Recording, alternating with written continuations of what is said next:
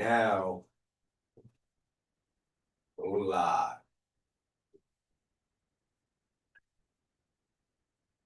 Check here, see where we at with this live thing.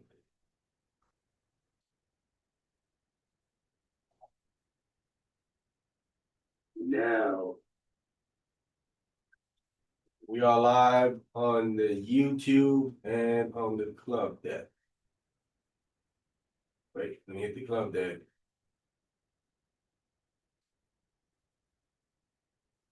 Club deck, yeah. All right. They're live on the club deck also as well. Be here as usual. So, Yeah, questions. Yeah, I got a question. Yes, sir. With these people claiming to be indigenous, why they keep saying there wasn't no slavery? Who's gonna be indigenous? I'm talking about the black people that say they was here already. We was here already. Yeah. And they said that the slavery never happened, and they keep wondering where the slave ships at. Well, they're not saying it never happened. Yeah. They saying they wasn't enslaved. They wasn't slaves. Okay. That's what they're saying. But some of them claim that where they want to know where the slave ships, what happened to the slave ships and stuff. Because they saying that we never was slaves here. We was already here. I can agree with it. But they said where is the slave ships at? But then again, you got records of slave ships were coming back. Yeah, they got slaves. Yeah. They had slaves. Yeah. And a lot of that stuff was made from wood, right? Those slave ships and stuff. That's like raw stuff. That stuff would be ate up and gone right now, wouldn't it? Well, who's saving slave ships? Why would you slave them like that? That's evidence against what you was doing. Yeah, because I was reading a comment, somebody said that the Israelites with Deuteronomy 68 verse 28, that now they gotta think of something else. Something they said because they ain't pay people no mind, bro. Like scripture say, don't listen to all the words that's spoken. Right? So that stuff, some you hear, you just dismiss it, man. You know what I'm saying? Like Dean Conaway, he claiming, he's asking where the slave ships at. No, he know they slave ships. He not asking that. Yeah. Well, I know they sunk a lot of those ships though. They sunk them right where they was, like the Mississippi, like 300 feet deep, and that's at the bottom. They bottom. were sinking. They would just get rid of burn them. Burn them. But they don't stay. They went back the way a lot of them went back where they came from. They came to drop slaves off, right? Sell them, and they finna go get some more. They ain't finna leave the ship here. They didn't come to stay. We come to drop the slave off, sell them, right? And we take our boat back to where we was, right? To get some more cargo. Yeah, they didn't live here. They just came to get slaves, bring them here for the people here, sell them, and get about their business and go. So you're not going to see them ships here. And the slave wasn't the only thing on the ship. That's not where they live. Other cargo too. Oh, yeah. So some of them slave ships probably in Europe or something. Wherever they are, they got rid of them. They gonna get rid of them. They gonna get rid of them up to a certain point. Once they outlaw slavery, they gonna get rid of all that stuff. That's evidence. Because the thing is, the slave ships, they started decaying anyway from all that. Well, slave ships is evidence that you can get sued. Yeah. And you owe restitution to people. That's like they ain't pay us our restitution, right? But only that, those are evidence that they're Israelites. All that's evidence. DNA. You know what I'm saying? All that can be collected, and all that can be there, and all that can go down. Yeah, that's a war crime. You know how people do. You get rid of the evidence, right? That's what you do. So the fake Jews got rid of it. Definitely, because they behind it. They the ones done at the boats anyway. That makes so much sense. Yeah. They still doing it. They try to get all the information online erased and change definition. You know, we know how they changed the Gentile definition. They the one that did it. Because so the people that was already here, the so-called blacks were here. What happened with them? They got pillaged too. Yeah. Okay. And they went into slavery. Well, They went into slavery too, because they were. they didn't go into slavery. They didn't come here as slaves. Oh, so they stayed free the whole time. Yeah. Wow. It's hard for you to believe that? No, I mean, You have like people that come up to you and tell you, I ain't never been a slave. Mine just been here. mm-hmm, I've heard them. mm-hmm, I told you about the girl that came up to Zodiac channel. mm-hmm. She Israelite. She said, I'm a born Israelite, so I know I'm Israelite. He said, since when you guys are on YouTube saying this stuff, we kind of shocked, like y'all don't know that. Wow. So how would you know if you was part of the diaspora that was already here, or if you was actually You gotta from- ask you gotta ask your father. Okay, that's how Your you mother, know. grandparents, whatever history they have. So- That's the only way you Cause know. on my mother's side, her grandma, well, my dad's side too, you can tell they was native here already. Cause my grandmother, she looked like she was probably had some Indian in her, cause I mean the hair and all that, you know, Mhm. and stuff like that. And well, you know, that's Oklahoma right there. Then you got the Mississippi, same thing, Mhm. you know. Cause so- my grandmama from Oklahoma, so we didn't know that. We Right. thought she was Right. from Kansas. But so they with they did they merge with the blacks was already here, or did they already know like, nah, y'all slaves, or how did that go anyway? How did we mingle with the ones that was the natives from the Israelites to the natives mingling? How did they? Well, a lot of them, coerce? that was up north, right? Mhm. Like they was growing up, it was really up in the west, right? That's why slaves would run to the west. Mhm. You know what I'm saying? Run to California, it wasn't like that over here. They come over here, they see black people free. You know what I'm saying? What's happening? That's a down south thing. Mhm. The slavery is mostly a down south Down thing. south. That's what's not like all of the America type of thing, Okay. Come on. right? Come on. And also back up in New York too, it wasn't like that there either. Mhm. It was different. Come on. They were saying follow the Big Dipper to go to the east. Yeah. They was telling It slaves to would go run different to direct. Yeah. the, Yeah. Any place away from the South. Mhm. That's why you have that Civil War Come on. with the South against the North. And that's the Louisiana Purchase. That's where they saying that they was never slaves at. In Louisiana, down south, they said they had like a community there that started civilization here with the law and all that stuff. Yeah, American history is very distorted. They have a Mhm. whole bunch of lies and stuff going on. Like I said, when you speak to certain people, they'll tell you certain things. You know what I'm saying? Dan Calloway has a lot of history. That's almost like two things can be true. Like, Those two things is true. yeah, those two different timetables though. Yeah. Huh. So who then You get a book called They Came Before Columbus. That's a book called They Came Before Columbus, right? There's a lot of information, history in there that talks about black people who've been here before Columbus, black people and stuff like that. So you want to know more about real American history, get that book called They Came Before Columbus. Okay, that's a good so do they keep the same promises of other Israelites?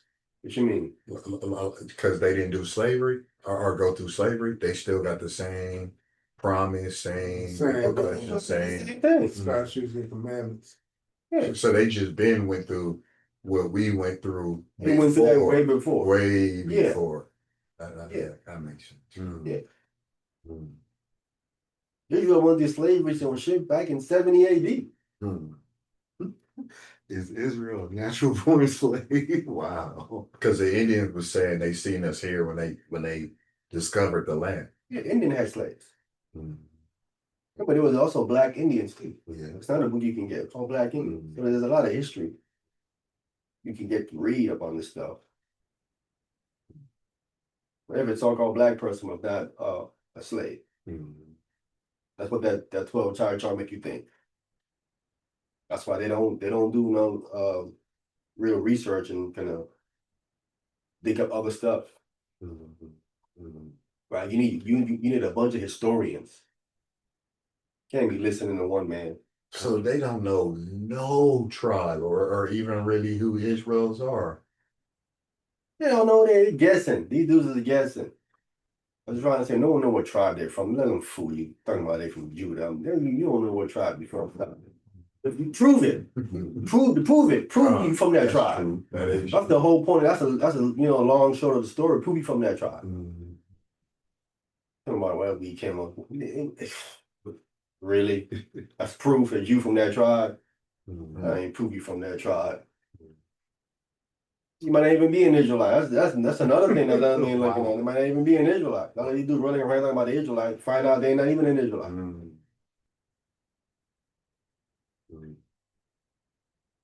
Don't get caught up in that nonsense. Listen, we ain't supposed to be here dealing with that. That's not what we're told to be dealing with, right?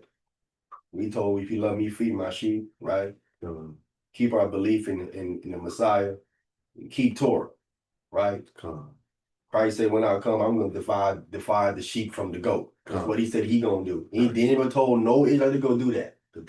I need book chapter verse where he says to do any of that. So how do we know which sheep to feed? Christ said, my sheep hear my voice. You just speak the words of Christ, teach this Bible. The guy he's talking about, then he clearly not a sheep. He's talking now to them. Or them Israel, go tune him out. You know what I'm saying? Who was He ain't that? no point. Well, That guy you was talking about in our comment section. no. All them Israelites about to doing it wrong, and they got to find something else. Right. No problem. You know what I'm saying? This don't resonate with you because you didn't go through that. Listen, he really don't know nothing. When people see a lot of stuff, people think they know something, say a lot of stuff because they think they know something. You know what I'm saying? So they quick to run off for information they think they know. They read something here or heard someone said something here and they run with it and they're thinking it's right. You know what I'm saying? They're thinking they're really saying something profound. I caught a guy doing that last night, and I had to give it to him, and I corrected him, and he stopped and looked, and I'm like, yeah, because we in our book, we not listening to what everybody else is talking about. We going in and diving in and pulling that information out for ourselves. So I hear you talking, and it sounds good what you're saying, but you didn't study that, and I know you didn't study that. What are they talking about? People like the Bible have not really thoroughly studied the book to really know and understand what it is saying. That's why they say a bunch of stuff that you can easily correct. Right. You can't talk too much about the Quran if you ain't read the Quran and studied to really know what you're talking about. I'm saying you should only speak on what you know. You don't know, I don't know. Leave that alone. Because you're gonna make yourself look bad. Someone's gonna question you and you're gonna look bad because you don't know what you're talking about. You know what I'm saying? What's gonna happen to you? And any other questions? I got a question about this word, quickening. Quickening. What verse are we at? I had it in 1 Corinthians chapter 15. I think it was 1 Corinthians chapter 15. 40. I think it was 40. Yes.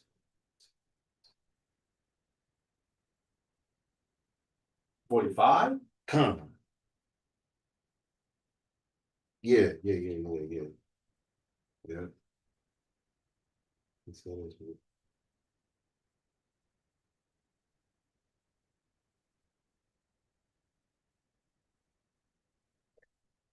All right, go ahead, brother. Okay. It says, and so it is written, the first man, Adam, was made a living soul. Right. The last man. Wait, let's go slow. Okay, come. Right. The first man, Adam, was made a living soul. Right. Come. That's when God breathed into his nostril the breath of life. Okay. And he said he became a living soul. Come. Right? Come. Go ahead. The last Adam was made a quickening spirit. Quickening spirit, meaning to be revived. Revived. Resurrect. Resurrect. Okay. Right. Resurrected. Resurrected spirit. Okay. He was a resurrected spirit. Okay. The first man was made a living soul. He died. Okay. Right? Oh, wow. He come back? No. Okay. The second man, Adam, died, did he not? Come. But this also says he was made a what? Quickening spirit. Meaning he brought him back. He resurrected him. Okay. So is this what Jesus did to Lazarus when he went he quickened him? He brought him back? Well, God did it. Okay. Okay. Resurrected him. Okay. Yeah. Because when I Googled it, it said that Jesus. But he resurrected him, but he don't die again. Oh, okay. Jesus Christ, when he resurrected, he never finna to die again. Oh, okay. Oh, that's a big difference. It is a big difference. Okay. Remember when he resurrected, remember he was disappearing, reappearing, Right. different forms. Right. So he was on another level with his resurrection. Something Lazarus couldn't do. Lazarus wasn't disappearing, reappearing when he resurrected. Wow. Wasn't doing none of that. It sounded like he got a partial quickening and Jesus got a Well, he was resurrected. Okay. Right? But he resurrected back in that same body Mm-hmm. that he died in. Ooh. Right? Okay. The body that Christ came in was not the exact same body. Right. Right? Remember, we didn't have no blood in it. Right. Remember, he had the holes in his hand and the feet. If we had blood in there, it would be draining out still. There was no blood in there. Right? Mm-hmm. Mm-hmm. So was he different? That's why he talks about him right here being a quickening spirit. Okay. He had more of a spiritual body than a physical. Okay. Right? That's why it's a quickening spirit. Mm-hmm. It's another level. He's elevated. He was elevated. Right? That's deep. This is kind of what we're trying to get to. Come. That's why he was teaching him we got to be born again. This is that born again aspect. Okay. That he's talking about here, that quickening spirit thing, that reviving. Okay. Bringing them back. So this is probably why John the Baptist baptized Jesus, even though he didn't have no sin. This is a different type of. This is like more concerning the Father getting the Holy Spirit than it is dealing. Well, this is him passing down. This is him like kind of passing down the priesthood, well, in a sense. You know what I'm saying? Because remember, his ministry is about to finish. So he is kind of like him passing on the torch. Right? Once he prepared the way for the Messiah, now he got to pass the torch. You know what I'm saying? Okay. The increasing and decreasing. So kind of like passing the torch. Right. Okay, they're both on the same mission. To the Leviticus hood, back to order of Melchizedek. Yeah, that high priesthood. Right? Priesthood. He would be the legitimate high priest. We went over there with two high priests, that fake one, and then the real one we talking about. Would have to do atonement and stuff like that. Yeah. And Yahushua would be the actual high priest. Yeah. Not governing at that time, but we know that's the real high priest. The real high priest. Right. Because the high priest at that hood it's been corrupt. It's been corrupt. Right? The one that was Caiaphas that was the high priest. He was corrupt. You know what I'm saying? Caiaphas knew he couldn't step in that room, huh? They like, man, don't ask me to do no. Just keep me outside of the church and I'll be a face front. But I'm not going. Yeah, he's ran by the Romans. The Romans run him. He got to do what the Romans say. Right. Israel high priest ain't ran by no Roman. Roman tell him what to do. You know what I'm saying? Any other questions? All right, let's get to it then. 2 Samuel 24.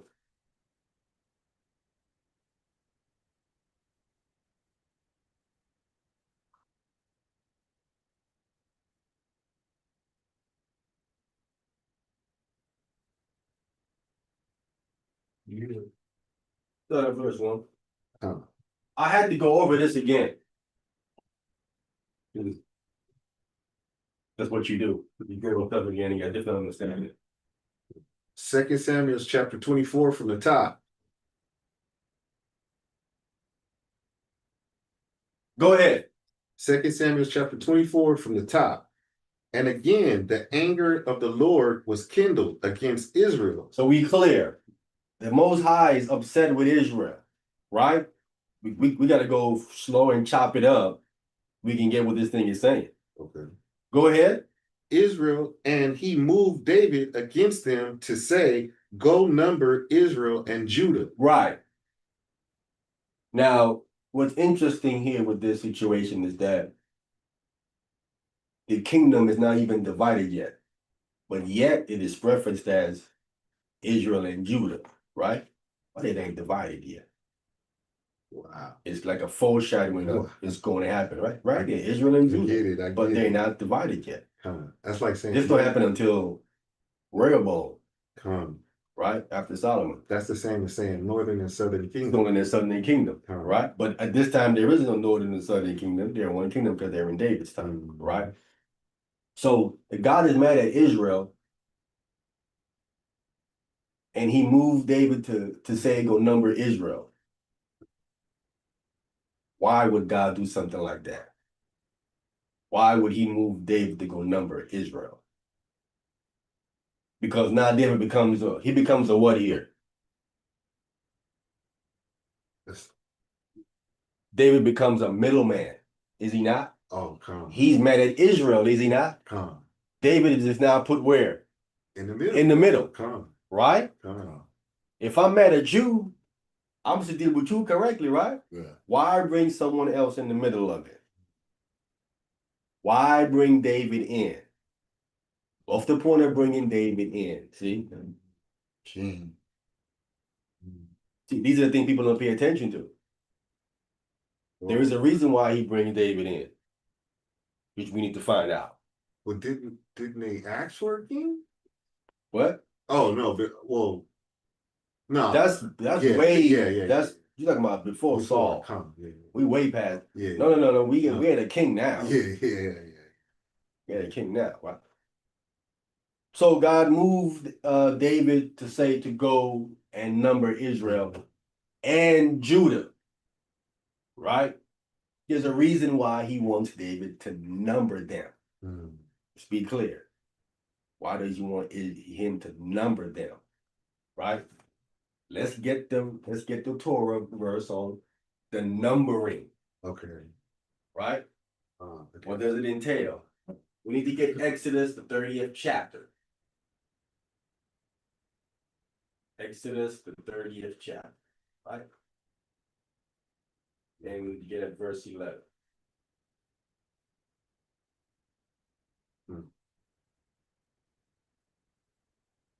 Verse 11. Yeah, start at verse 11, right? We can understand what's going on here. Who have Exodus chapter 30 starting at verse 11? Go ahead. Exodus chapter 30, reading at verse 11. And the Lord spake unto Moses, saying, when thou takest the sum of the children of Israel after their numbers, then shall they give every man a ransom for his soul unto the Lord. When thou numberest them, that there be no plague amongst them, when thou numberest them. So what's going on here? He counting them all up so that they'll have to pay tax For the church, the to the king, to the Most High, pay a tenth. For what?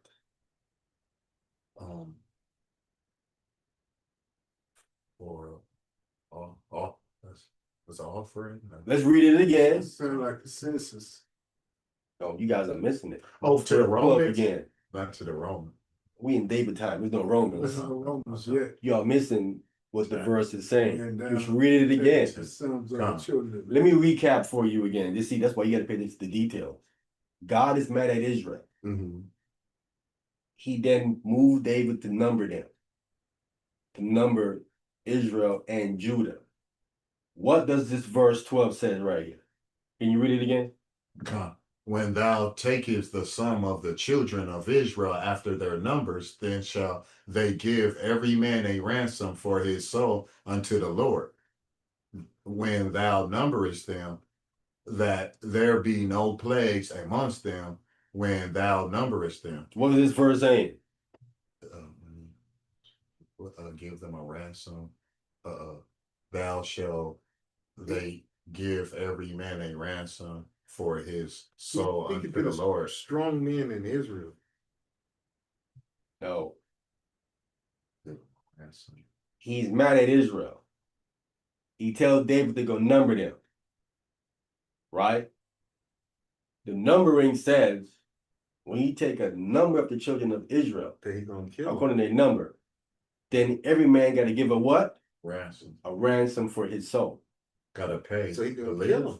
Gotta pay to live. Got to pay to live. Or he gonna kill him. Or you gonna put him to death. He's numbering them. Come. They got to pay a ransom, right? Unto the Lord. When he numbers them, otherwise they're going to be a plague. Let there be no plague. Right. Right? Okay. So if you number them, then there's got to be a ransom made. Because if you number them is usually to get rid of them. Eliminate it. To eliminate. But to avoid elimination, Yeah, to give a ransom. give it a ransom. You gotta give a ransom. So right? So God is mad at Israel. So God wants to do what with Israel? Wipe us out. He wants to get rid of them. So what does he do? Make us pay a fee to stay living. What does he do first? Numbers. By who? David. He had David number them for what reason now? To kill them. No. Yeah. So they can stay alive. So they can stay. He's trying to ransom them. David is a middleman to count them. So when David count them, what does he got to do now? What does David got to do once he count them? He got make them pay the fee, or he give them something to help. So he got to pay the ransom. He got to pay the ransom. Come on, I get that. He has to pay the ransom for the people that's counted. So he's like a Messiah. Isn't that what a Messiah is? Is a mediator, right? Okay. Does that the mediator pays the price? Christ paid the price, was he not? Wow. That's what the mediator does. This is his job. Tony. Well, same way with Moses did, because he's like, stand to the side, let me wipe Israel out, and he like, can I atone for them? Can I? He stepped in. Okay, so David and no, David was not that kind of atonement. This kind of atonement. Count them and you pay the ransom. Pay their fee. That's how you ransom them. Oh, so he's actually gonna make he's supposed to. Okay. He's supposed to if he understands the law. Okay. Oh wow. Right? If he understands the law. That's why I said, why would God bring David in for it? If he met at Israel, just punish Israel. Why bring David in? He's trying to save him. Yeah. He's trying to save him. Okay. I need you to come in and number them. And when you pay you ransom them for his soul. Okay. If not, they're going to be a plague and they're going to die. Right? Wow. He's bringing David in to help. Okay. He's not bringing David in to hurt him. That's why he bring a mediator in. Oh wow. Now we understand clearly why he had Moses there. And the mediators give a better understanding of what's happening. The mediator there is going to speak for you and stand up for you when God says, I'm going to get rid of you. The mediator fits in and said, wait, hold up. The lawyer.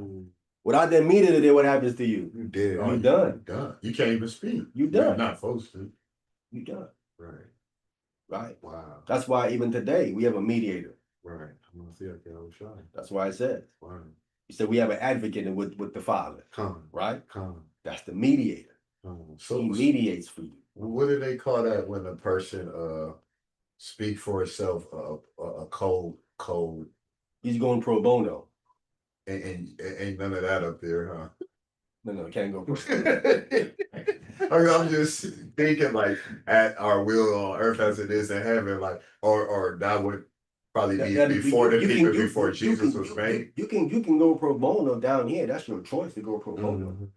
You know what I'm saying? But not in the. They don't recommend you doing that. Against that. They don't recommend you doing that. Because even lawyers, when they're in trouble, hire a lawyer. And he a lawyer. He can say, I can go pro bono. I'm a lawyer. But they tell him, I wouldn't get you a lawyer. Right. That's true. It's this whole courtroom etiquette situation that they got set up going. It looks better if there's a lawyer. A representative. Right. It looks bad if you try to do it yourself. You know what I'm saying? You better know the law, hard, all the. You can, but again, it's this whole look Mm-hmm. and structure to the whole thing that they respect, right? If you go in with your suit and tie, they respect that. Yeah. They give you leniency. It's the whole setup. Yeah. It's what they would call respecting the court. Yeah. Right.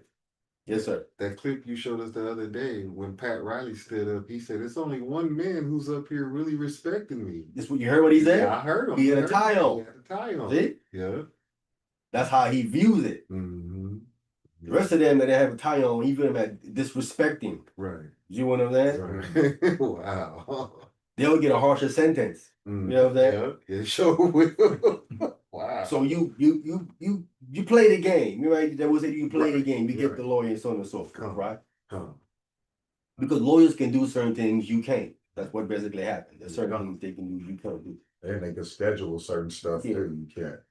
Yeah, you have a lawyer. Something it's like someone that has a lawyer, and then because usually if you was to get convicted, right, they'll arrest you right away.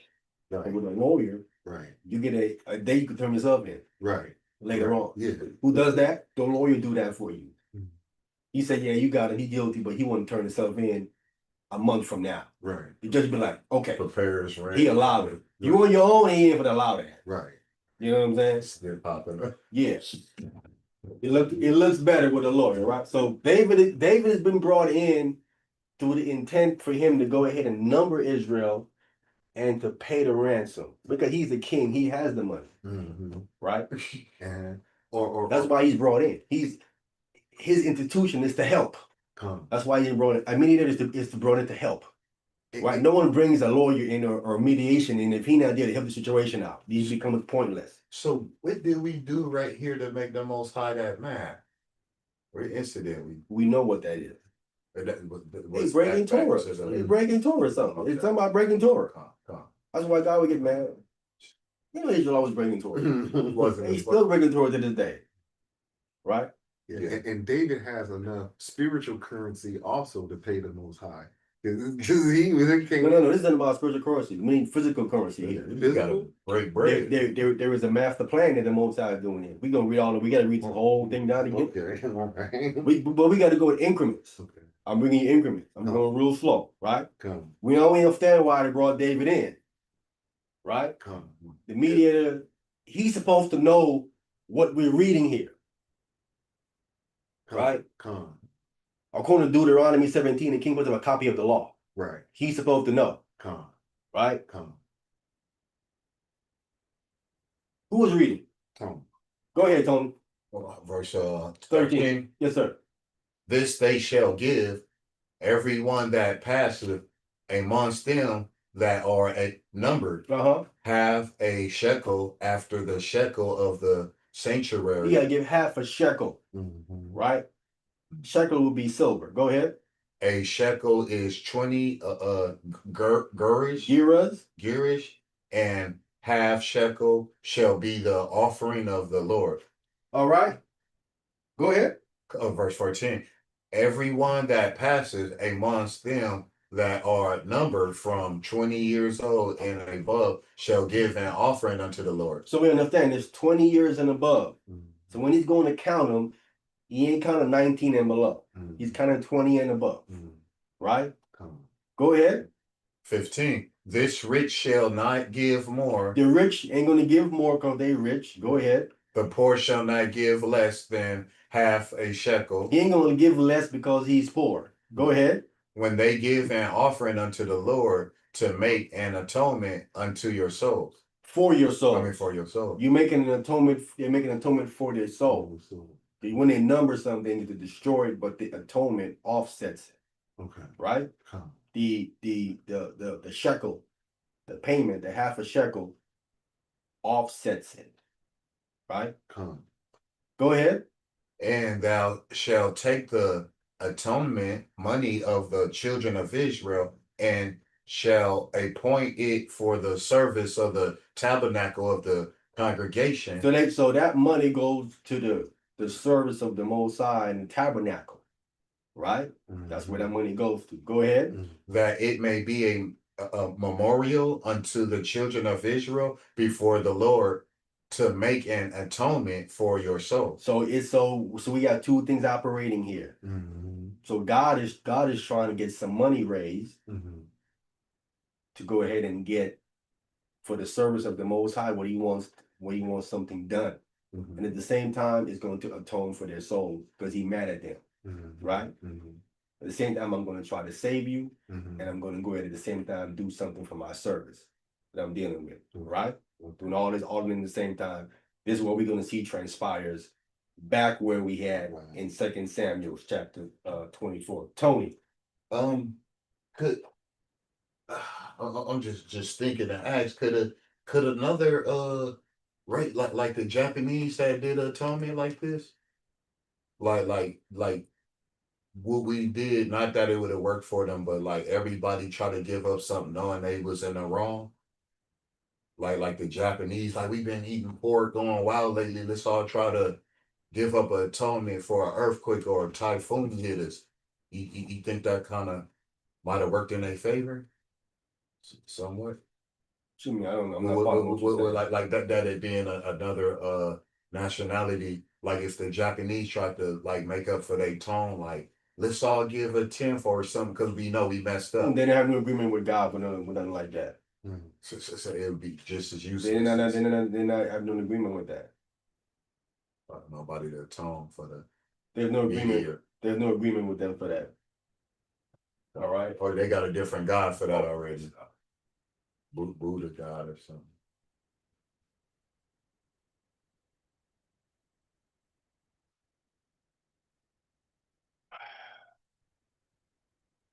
I'm trying to get the part of the king. Anyway, we can leave it. I was gonna get the part where the king's supposed to get a copy of the law. Or yeah, right here. Deuteronomy 17:18, right?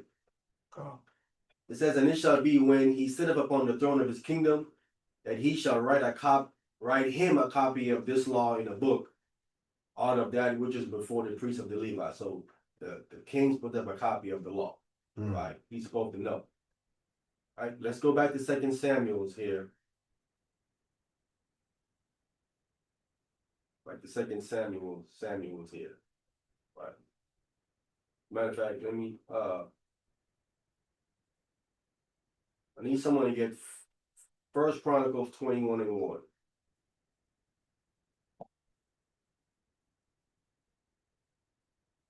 You're gonna go back and forth between 1 Chronicles 21 and 2 Samuel 24. Right? Who has 1 Chronicles chapter 21 and verse 1? You got the thoughts? 1 Chronicles chapter 21. I need someone to stay in 2 Samuel 24. Oh, go ahead, Tony. With First Chronicles chapter 21, reading that verse 1. Yes, sir. First Chronicles chapter 20 from the top. Read that verse 21. And Satan stood up against Israel and provoked David to number Israel. Now, it says Satan here, even though it doesn't have a definite article. The definite article is not here. All right? It's just Satan. It isn't Hasatan. It's just Satan. Stood up against Israel and provoked David to number Israel. I don't think this is Satan, the spiritual demon Satan. But some kind of adversary stood up against Israel. And provoked David to number Israel. Now, you might not have heard this before. This is where people come here and they say that right here, this is God. Wow. Like the deacon be saying crazy stuff like that. Yeah, because remember, in 1 Chronicles 24 and 1, God was mad at Israel, against Israel. So he became an adversary towards Israel. Right? He's against Israel, but then what he does, he provoked David to number them. He's trying to save them. Right? So this word is just adversary. It isn't the spiritual demon Satan. It's an adversary. right? Before I understood it, that this is Satan, that this is how God got David to number Israel. He made Satan influence them to do it, Okay. right? Okay. I don't think that's correct. We're gonna read that. We got a lot to cover. We have a lot to cover. Okay. We're gonna almost understand why I don't think that is correct. I think that word is just adversary, and it's talking about the Most High God. He's the one who stood up against them. He was an adversary and stood up against Israel. But then what he did, he provoked David to number them, because God is multifaceted how he thinks. It isn't just one dimensional. It's multifaceted. Right? So I think that Satan there, that adversary there, is speaking of the Most High God against Israel, because he's mad at him. And he also provoked David to number them. He didn't use the spiritual demon Satan to do it. He provoked David to do it. He moved him to do it. That's what I think is happening here. Right? Again, anyone can stop me and correct me if you think I'm wrong about something. I'm going so far. We have a lot to cover. Right? But the opponents are saying that in this verse, God is Satan, just adversary. And God can be adversary if you break in Torah. That's not hard. Right. Now let me go into I want to go into the Hebrew. This is the Hebrew here, 1 Chronicles 21. Says right here, you see Satan. See right here? It's Satan. There is no article here. I'm gonna show you here. It's right here. There is no Hasatan here. You see when you see Hasatan, it's speaking of the spiritual demon Satan, right? That quote unquote fallen angel. This is just Satan. That's all it is. Adversary. Right? Now I'm gonna show you some other verses here. This comes up where you're gonna see the definite article. Right? Without a definite article, it isn't talking about the spiritual demon, Satan, right? It just simply means an adversary. When you come to the book of Job, chapter 1, starting at verse 6, right? Job chapter 1, starting at verse 6, it's when Satan comes on the scene, right? It said, and Satan right here, Satan comes, right? Now, when we come to the Satan, see right here, it's Ha-Satan. See that? Ha-Satan. The definite article is there. The context that that he's talking about is spirit demon Satan, because he come in a conversation with God. He came among the sons of God, right? Here, Ha-Satan. You see it here. You're gonna come down again. Ha-Satan. It's consistent. Here again. Ha-Satan. Every time it's mentioned, the definite article is there. Right? Every time he's mentioned, we gonna come down. Again, Ha-Satan again. Every time he's mentioned, the definite article is always there. Ha-Satan. Right? Think it's further. You come on down. Again here. Ha-Satan again. Right? Let me see if there's any more. I think he goes down to like verse 12. If I'm not mistaken. He's here again. Ha-Satan. Every time he's brought up, the definite article is here. And one more time here, Ha-Satan. You know who he's talking about. Right? There is no mistake. We know it's talking about him based on that. And then chapter 2 again, it's the same thing. And Satan, when he comes to the Satan again, it's Ha-Satan again. I'm going to drone it out just to nail home the point. You need the definite article here to let us know if talking about the spiritual demon. Without the definite article here, it is just basically an adversary. Right? Now, when you click on this,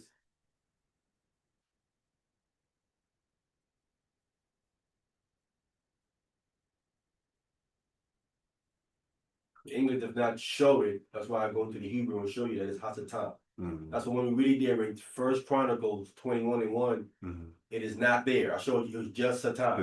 It isn't Ha-Satan. Right. If it was Ha-Satan, it would have been the spiritual demon Satan, but it's just Satan. Okay. Right? An adversary. right? I want to show you as much this thing's taking too long. It's taking too long. It's gonna come up, but it's taking too long. I don't want to lose where I'm at. I want to show you here that at one point the angel of God is called a Satan. Mm. I'm showing that to you in the Numbers. Oh, same way like with what about Paul? What about Paul? Where he was like, get behind me, Satan, or No, I think about Peter somehow. oh yeah, Peter. He was like, he said, It says right here, and God's anger was kindled because he went by Balaam, right? It says, and the angel of the Lord stood in the way for a what? Adversaries. The Hebrew word here is just Satan, right? Satan, an adversary against him, right? This ain't talking about the spiritual demon. This is, it says the angel of the Lord stood in the way for a Satan, an adversary, right? That's all that basically the word Satan would mean. It's not the spiritual demon Satan, right? I was trying to show it here in this. All right, let me see, can I bring it up here? So Satan, he says right here, adversary. Okay. One who withstands, adversary. That's all the word means, right? An opponent or whatnot. When we come down here, this is where I was. Number 22. It says adversary. That's what we were just now. And that's all you would see in the word is that. Okay. All these right here is just Satan. Satan. Okay. Here in First Chronicles where we was, this is incorrect. Because this is not Hasatan. This is just Satan. But here, I showed you in Job 6, 7, it was all what? Hasatan. All of it was a Hasatan. All of it. Psalms don't belong here either. Psalms don't say Hasatan. Zechariah 3, we know this Hasatan. Right? This is when Joshua the high priest was dying, and then it says, and Satan, Hasatan, came to withstand him. We know it's him, the spiritual demon. The context tell us it's him. All these verses here say Hasatan. I looked them all up. Anyone can fact check me.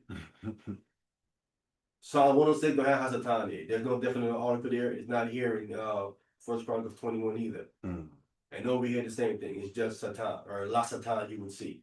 Okay. That's how we know. The context letting us know that it's not him. Okay. Right? We can go back. I want to be clear to understand what I'm saying, because some people want to argue, no, that's Satan. No, it isn't. The Hebrew telling us it ain't. And it wouldn't make any sense. Listen, it wouldn't make any sense here, and why it wouldn't make any sense either. It wouldn't make any sense that Satan, we know he's against Israel. No question there. But why would he provoke David to number them, knowing that he can pay the ransom for them? As we just read. Wow. Yeah. See what I'm saying? Wasting time. Wow.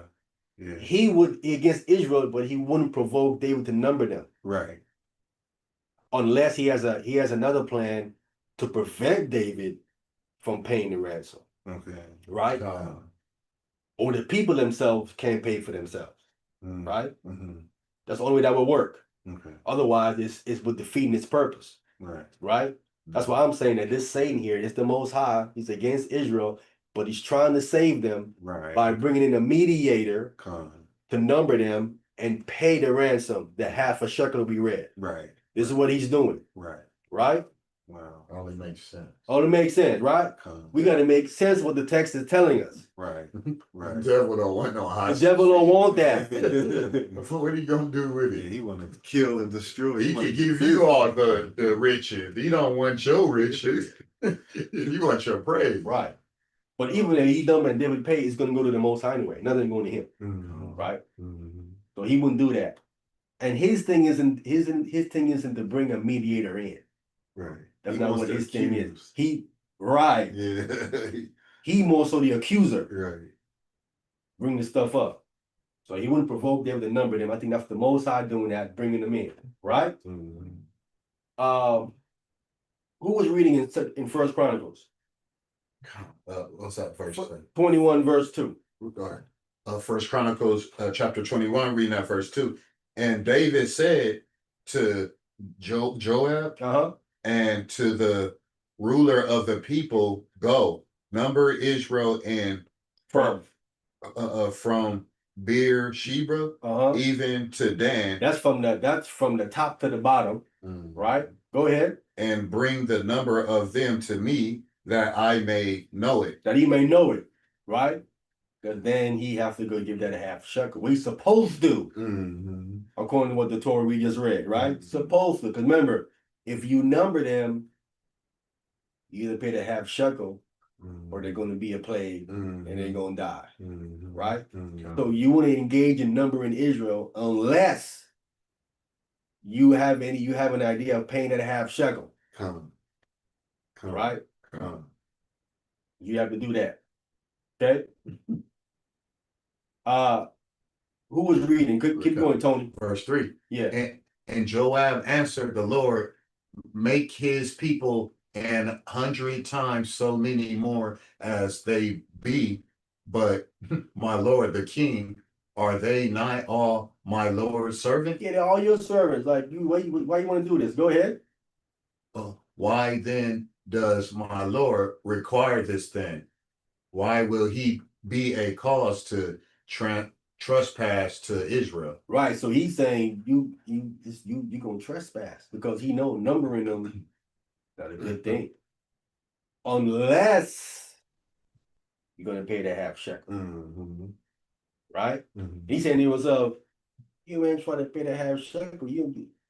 Israel is deep. You know what I'm saying? You're gonna go into your pockets here. You're gonna go into your pockets here and do something like that. Oh wow. Right? Yeah, with the setup now. You're gonna go into your pockets here. The setup. Because I don't think you wanted to pay all that. You're gonna trespass and cause a lot of stuff to go on. So he's go ahead. Read that verse 4. Nevertheless, the king word prevailed against Joab, wherefore Joab departed and went throughout all Israel and came to Jerusalem. So he came went all to Jerusalem, went all through Israel, and he came to Jerusalem. We're gonna stop there. I want to come back now to 2 Samuel, right? Let's go back to 2 Samuel chapter 24, and now we in verse 2. Go ahead. 2 Samuel chapter 24, verse 2. For the king said to Joab, the captain of the host, which was with him, go now through all the tribes of Israel, from Dan even to Beersheba, and number ye the people, that I may know that number of the people. Go ahead. Verse 3. And Joab said unto the king, now the Lord thy God added unto the people how many soever they be, 100-fold, and that the eyes of my Lord the king may see it. But why doth my Lord the king delight in this thing? See, Joab don't understand. See what I'm saying? When you don't understand something, again, I don't think David fully understands. Remember, it's God motivating him to do it. You know what I'm saying? So Joab is like, oh man, because this isn't an easy work. This is not an easy thing to do. It's gonna take you a while to get all this stuff done. And I remember you saying like the prophets didn't know at the time when they were given the prophecy, they didn't even know what it was. They didn't understand a lot of it. Come. Right. Go ahead. Verse 4. Notwithstanding, the king's word prevailed against Joab and against the captain over the host. And Joab and the captain of the host went out from the presence of the king to number the people of Israel. So it's Joab and the captains with an S of the army. Right? They're the one that went. Right? And in 1 Chronicles 21 and 2, they're called the leaders of the people. Right? Be short and right quick so they can forget. Right? It says, and David said to Joab, and the rulers of the people. I said leaders, says, excuse me, and to the rulers of the people. So the captains are the rulers of the people, right? Along with Joab here. Okay. let's come back to 2 Samuel 21. So he went out. We're gonna continue there. Right? Go ahead, Izar. We're at 2 Samuel chapter 24, verse 5. And it reads, and they passed over Jordan and pitched in Oroer on the right side of the city that layeth in the midst of the river of Gad, and toward Jazer. Go ahead. Then they came to Gilead and to the land of Tathim, Tathim, Tatim. Hadishai. And they came to Jan, and about to Zidon. And all the way to Zidon. Wow. Right? Showing you again, I was telling the brother that Israel ruled Zidon, and Israel was in Zidon. Mm-hmm. Right? Mm. See, we ruled Zidon, and we kept ruling Zidon until we was taken out of the land by the Assyrians. We ruled the Zidon, right? So when that woman that was in Zidon was told to feed Elijah, it's an Israelite woman. We ruled Zidon. Remember, he's numbering Israel. Look how far he went to number them. All the way to Zidon. I mean, there are Israelites in Zidon. Wow. Right? And we ruled Zidon, was still in Zidon until we moved the port out of the land again. So that's way after Elisha. After Elijah. All right, go ahead. Verse 7.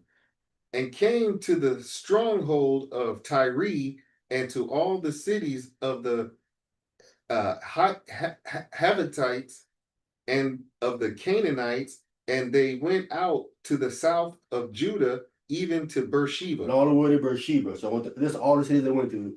The city of the Hivites, Canaanite, remember, that was their cities, but we took all of them. Right? Go ahead. Verse 8. So when they had gone through all the land, they came to Jerusalem at the end of 9 months and 20 days. 9 months it took them to do that. And 20 days. Right? That's how long it took them to do that. Right? We came back. And then he's going to go and give us the number. Right? Go ahead. Verse 9. And Joab gave up the sum of the number of the people unto the king, and there were in Israel 800,000 valiant men that drew the sword, and the men of Judah were 500,000 men. Wow, right? So that's the number that he gave, right? So here in 2 Samuel 24, Israel was 800,000 valiant men that drew the sword. And Judah was 500,000. Same thing, valiant men that drew the sword. Right? That's what we have. Meaning like they ready to go to the war, drew the sword. Not only these men that drew the sword was expert with the sword. Valiant men. Right? So you have men that was good with the sword, and men that really wasn't good with the sword. Right? They can do their thing, but they wasn't that good with it, right? There wasn't no Zorro, in other words, right? So you had Zorros and not Zorros. Okay. I was going to say zero, but because they had something there. You get it. Casualties. Yeah. So let's go to First Chronicle, Tony. First Chronicle 21. You left off just about when you about to give the number. You in verse 5. Right? First Chronicles chapter 21, reading at verse 5. Somebody just came home. Yeah, that's Servant Smith. Shabbat Shalom, Servant Smith. Shabbat Shalom, family. Shabbat Shalom, fam. Go ahead, Tony. First Chronicles chapter 21, reading at verse 5. And Joab gave the sum of the numbers of the people unto David. And all they of Israel were 1,000. 1,000 is a million. Go ahead. And 100,000. So that's a 1,100,000. Go ahead. That drew swords. That drew sword. not valiant, but just that drew sword. Okay. Right? I'm harmonizing the number. Right? So the total number of Israel that they numbered was 1,100,000 men that drew swords. Out of that 1,100,000, 800,000 of them were valiant men. Right? That's why the number that we read in 2 Samuel says 800,000 of Israel. But those are the valiant men. Right. Right? The total number is 1,100,000 of all of them together. Okay. All right? So that means you would have 300,000 that wasn't valiant men. Right? Right. So we clear. I'm harmonizing the two different numbers so we can say it's a contradiction. No, it isn't. Right. It's in a contradiction. It's specific, telling you what happened. Tell you some of them are the valiant ones. Right. And then the total number of the valiant and the one that drew swords. This is the difference, right? That's good. That's true. You have a lot of people in that riot ain't ready to do nothing. Ain't ready to do nothing. And you got a few hitters. Whoa. Yeah. That's doing. But you have it in the army. You have a special infantry that the king don't send them in until you know when to send them in. Yeah. They get busy. Right. Right. Right. So you send them in last, whatever. Usually, sometimes you didn't send them in at all. All right, go ahead, Tony. Finish it up. Reading that verse 5. And Judah was 410,000 men that drew swords. Right. So the total for Judah on the other side was 500,000, right? What we read, right? But here he says, and Judah was 403 score. A score is 60, right? So that's 460 and 10, which would make it 70. Right? That's 470,000 men that drew swords and all. Right? So it's lacking what? 30,000 from that 500,000. Right? So that's our distinction and our difference that we have. Right? All right, let's continue here. Go ahead. Reading that verse 6. First Chronicles chapter 21, reading that verse 6. But Levi and Benjamin counted he not amongst them. See, he didn't even count Benjamin and Levi. Uncounted. The Benjamin and Levi are good. They're not a part of that. Right? Go ahead. For the king's word was abominable to Joab. Yeah. He didn't like it. You know what I'm saying? Did not like it at all. So King David got the number. Well, he got a number. He didn't get the right number. He just got a number. Joab wasn't with it, so he didn't count Benjamin and Levi. Wow. Right? But he's not supposed to count Benjamin. Well, he's not supposed to count Levi for sure, but he needs to count all of them. He said go count Israel and Judah. That would include all Levi. Wow. Yeah, because but he didn't count them because he probably been there a whole. It took him 9 months and 20 days. 20 days. He'd have been out there another month. Counting Levi and Benjamin. He was like, nah, man, he's going back home, bro. Wow. Doing all that, going back home. Right. All right, go ahead, Tony. I'll read down verse 7. And God was displeased with this thing, therefore he smote Israel. Said God was now displeased with this thing, therefore he smote Israel. Why would God be displeased? Because he didn't count Benjamin and he didn't count Benjamin and who was the other one? The number wasn't official to come back. It wasn't correct. Nope. He wasn't supposed to be number I don't know. He moved David to number there. Right. So okay, so it can't be that. So why would he be upset?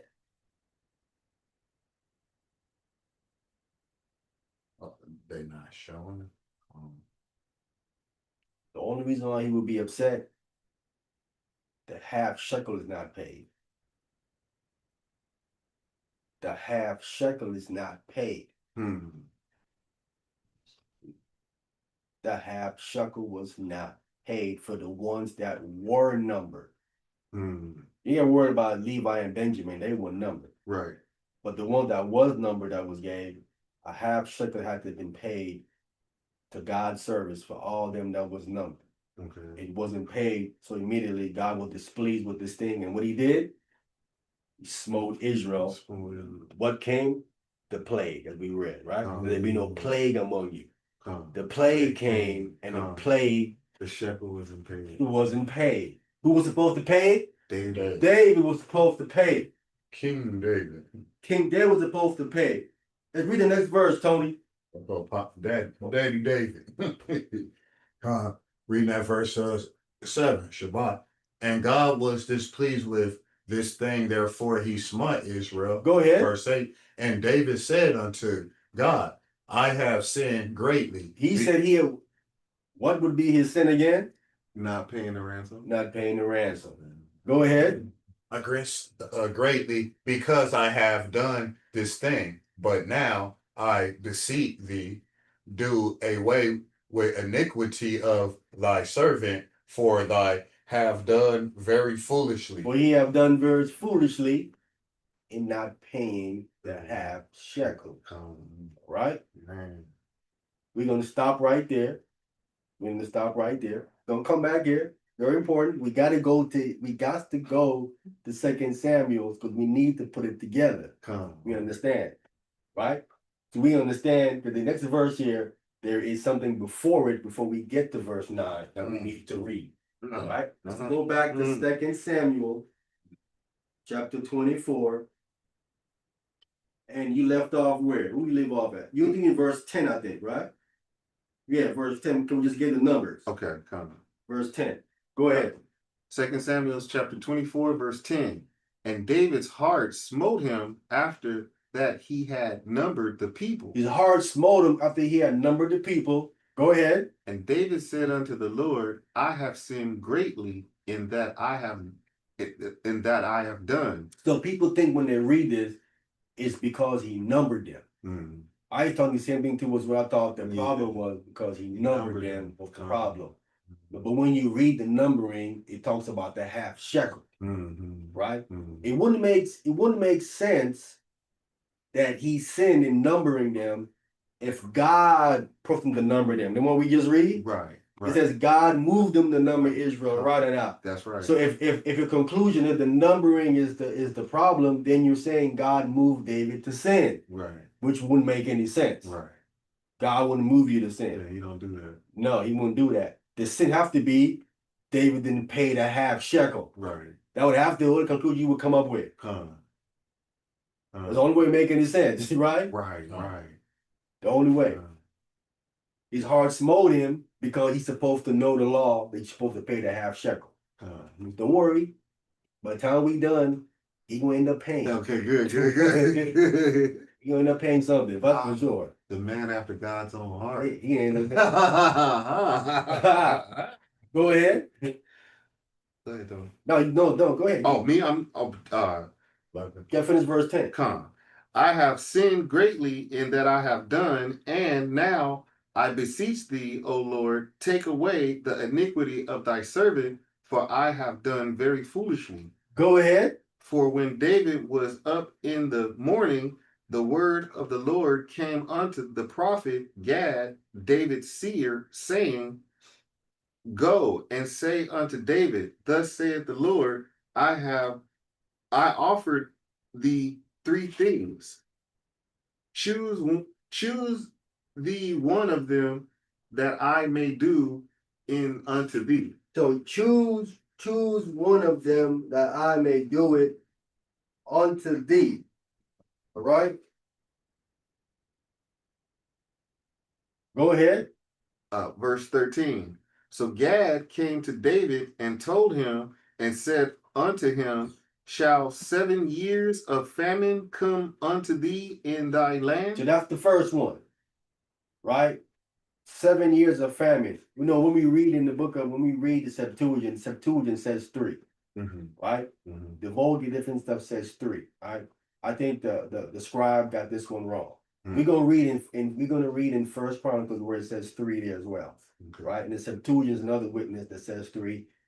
We don't have the Dead Sea Scrolls of this section here, so we can't confirm the Dead Sea Scrolls. It's not there, but we do have the Septuagint, and we do have the Vulgate that says it, and we also have First Chronicles 21 that says 3, right? And it makes sense 3 years old.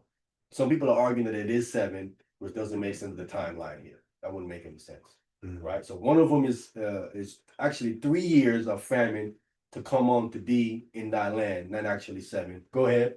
Or wilt thou flee 3 months before thine enemies while thy pursue thee? Right. So be on the run.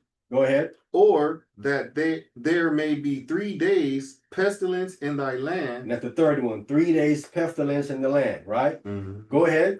Now advise and see what answer I shall return to him that sent me. Right. So you got to return. So David got to pick. He's told to choose and pick.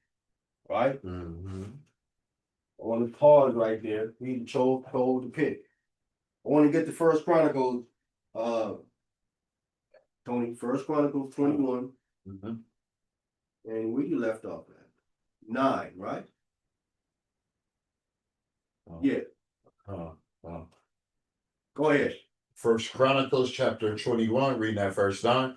And the Lord spake unto Gad, David, seer, saying, Go and tell David, saying, Thus said the Lord, I offer thee 3 things, chose thee one of them, that I may do it unto thee.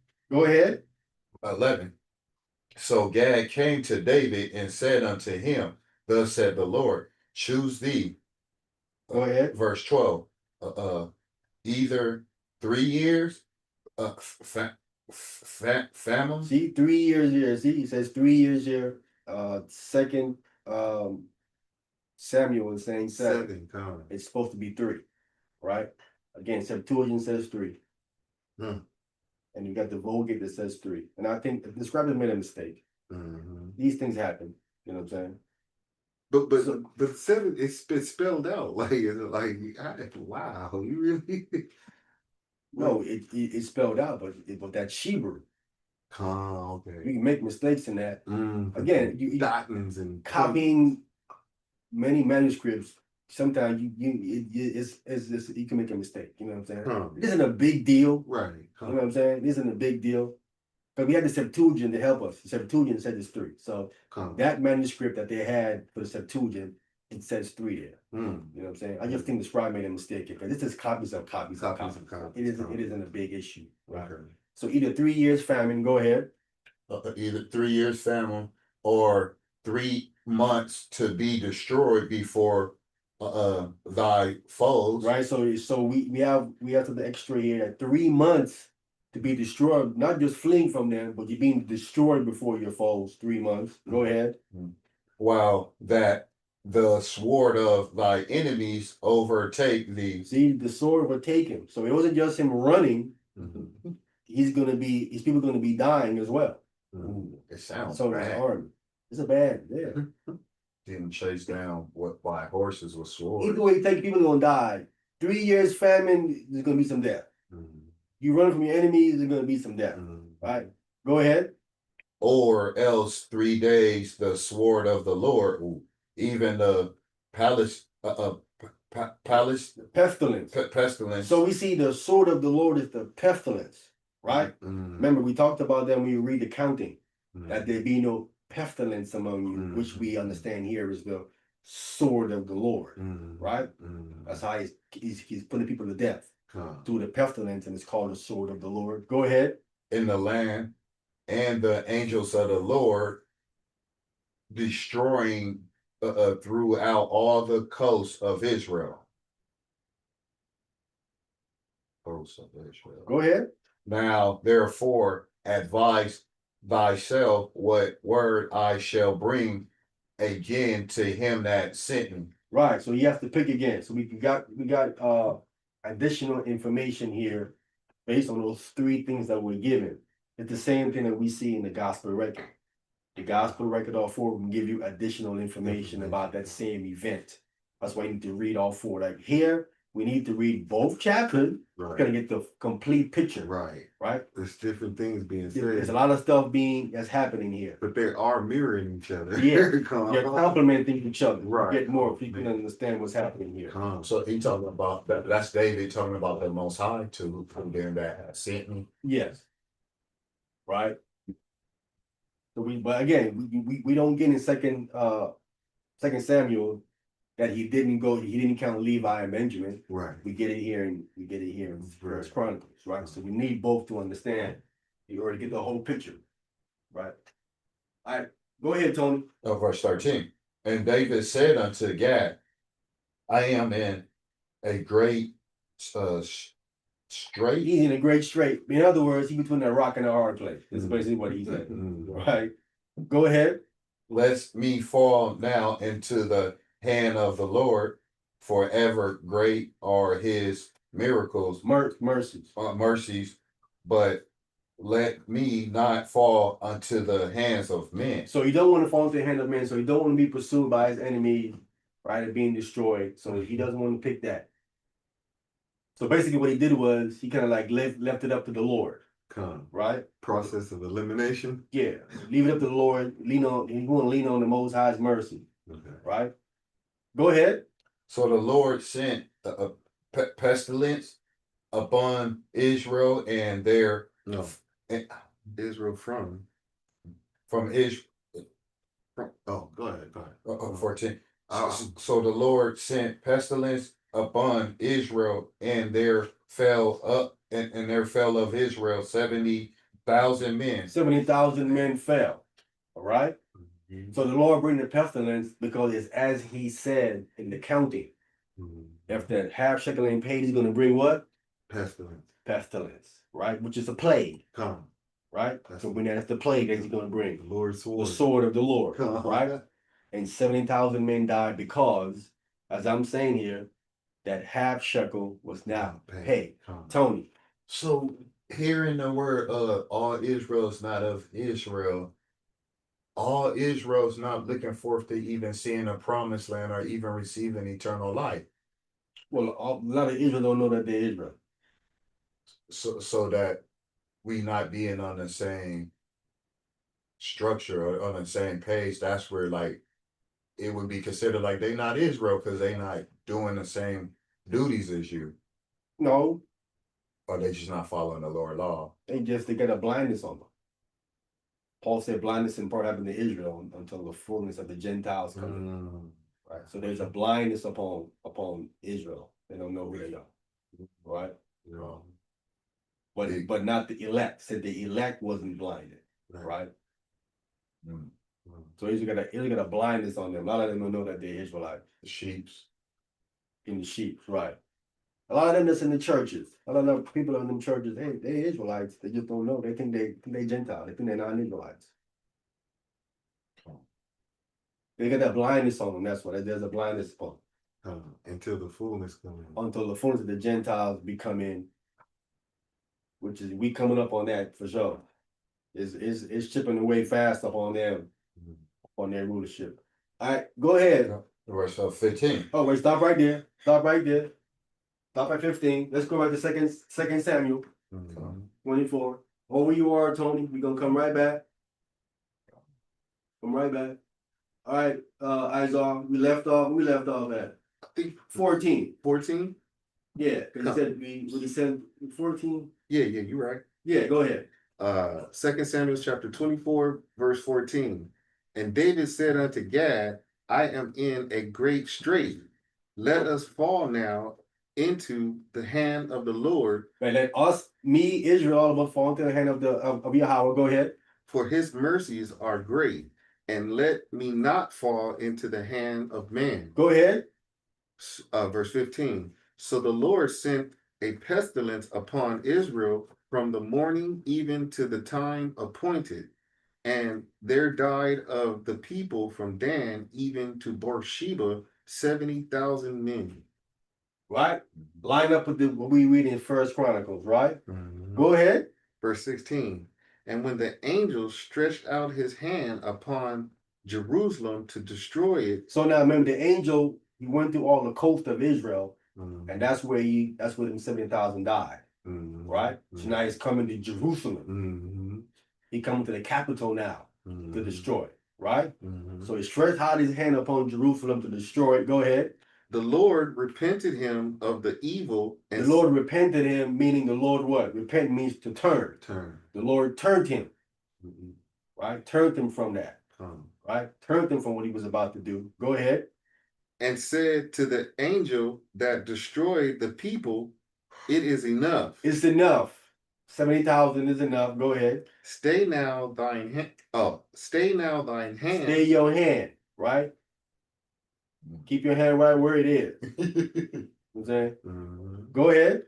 And the angel of the Lord was by the threshing place of Aruna, the Jebusite. Aruna the Jebusite. You say to yourself, why is this dude here? He's supposed to be dead. This dude is not supposed to be here, right? Aruna the Jebusite, right? Here's another name when we read First Chronicles. We're gonna get that, but now I want to dive into briefly. I'm a sidebar briefly, just real briefly. We can understand. I want to get this picture here for you. What's happening here, and how this guy right here plays into the picture. I'm gonna play a couple of videos, not long at all. All right. I'm gonna switch to a couple of videos, not long at all. Okay. Sure. What is this?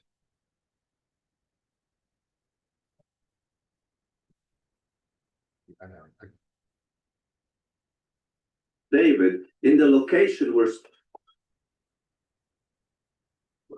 This is not supposed to. All right, let's back this up. Here, when it come here. Let's go. I'm gonna play this video first. Right?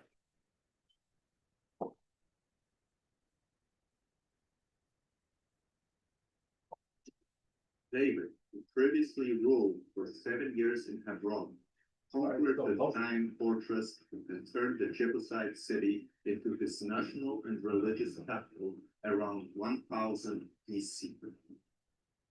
The city of Jerusalem was originally built around the Gihon Spring on the southwestern hill to the south of the Temple Mount. 1 second. Hold up. Let me just hold up. Let me do something right quick. I'm not sharing the sound. All right.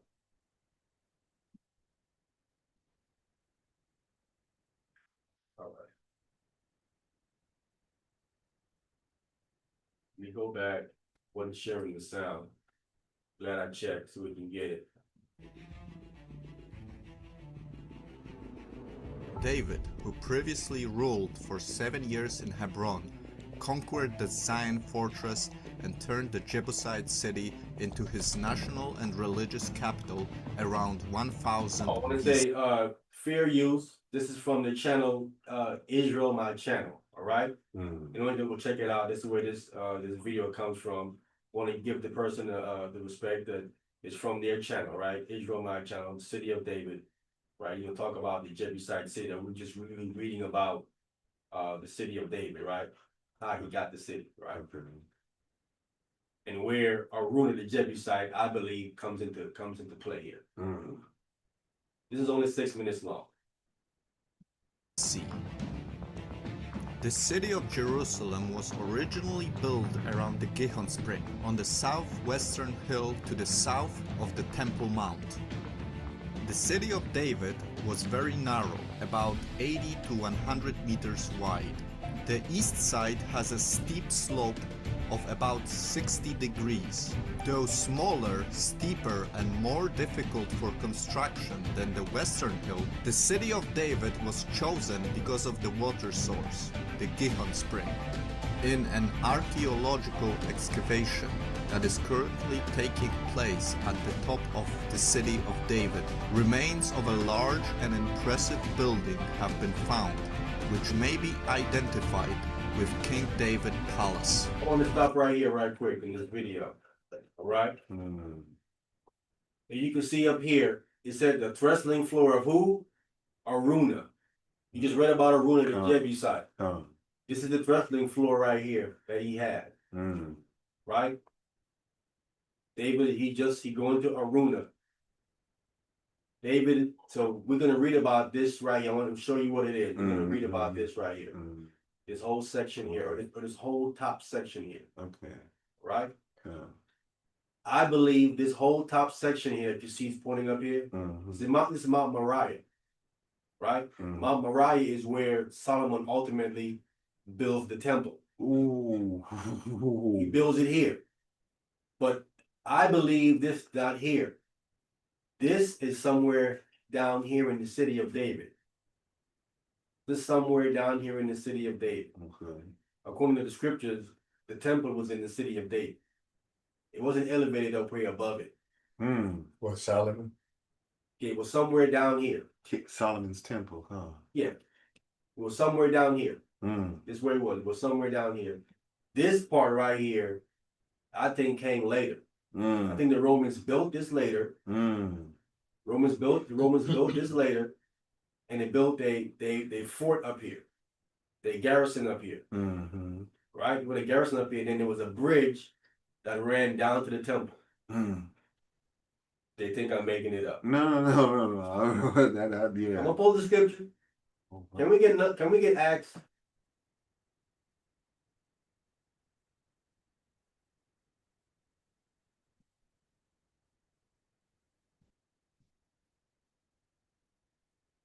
(22).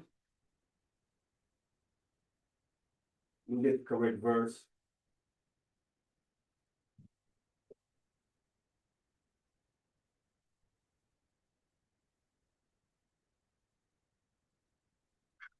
We get the right verse. And get the correct. You want this out the way.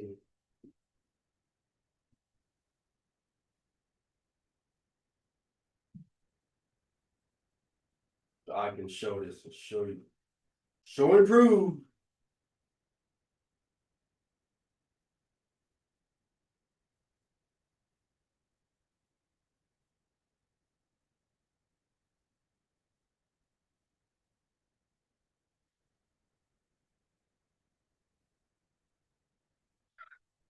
(21), I think it's 31. Right?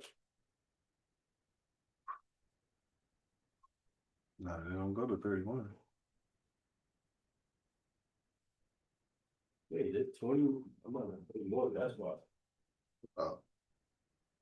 I'm not in 21. Yeah, I was in 22 too.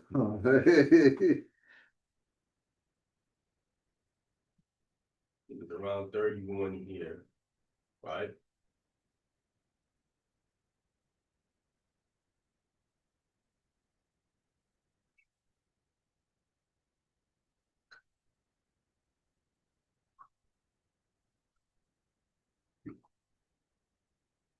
And let me see here. Let's move together.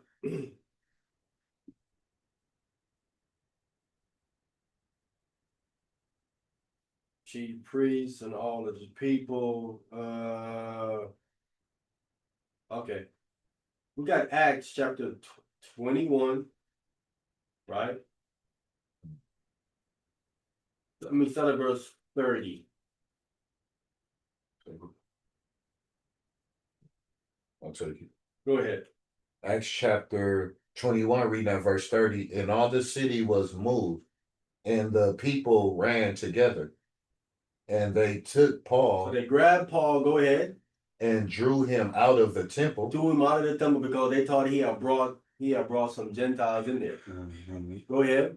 And forthwith the doors were shut. They shut the door. Go ahead. Verse 31. And as they went about to kill him, Titan came unto the chief captain of the band that all Jerusalem's was in an uproar, So news came to him. Go ahead.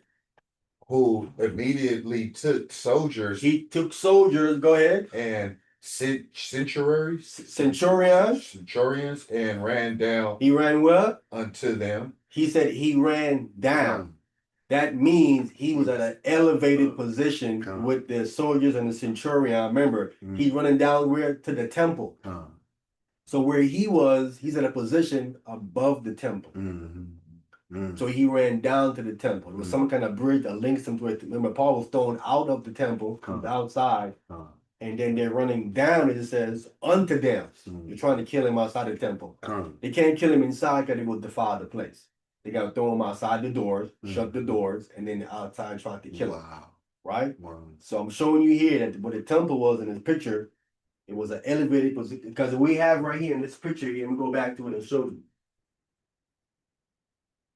In this picture here that we have, if the temple is built up here, there's nothing higher than this position.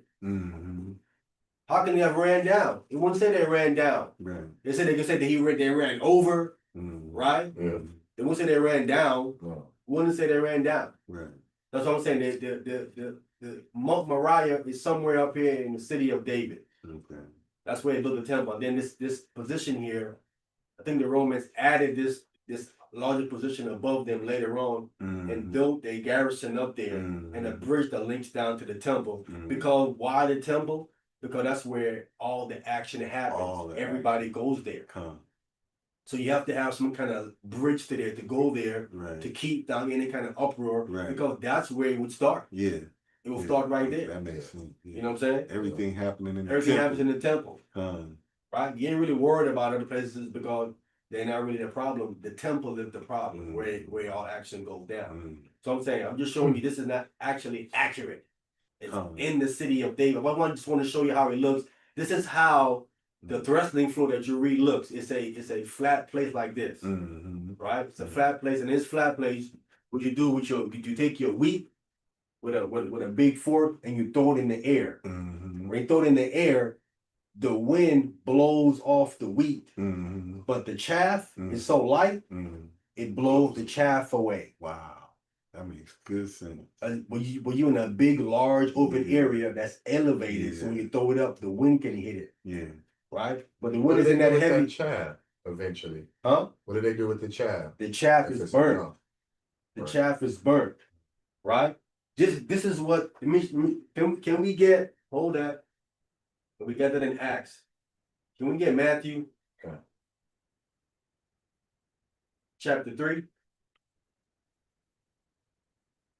think it's verse 17, I think it is. So that's that little thing in that cowboy movie that be blowing by on the.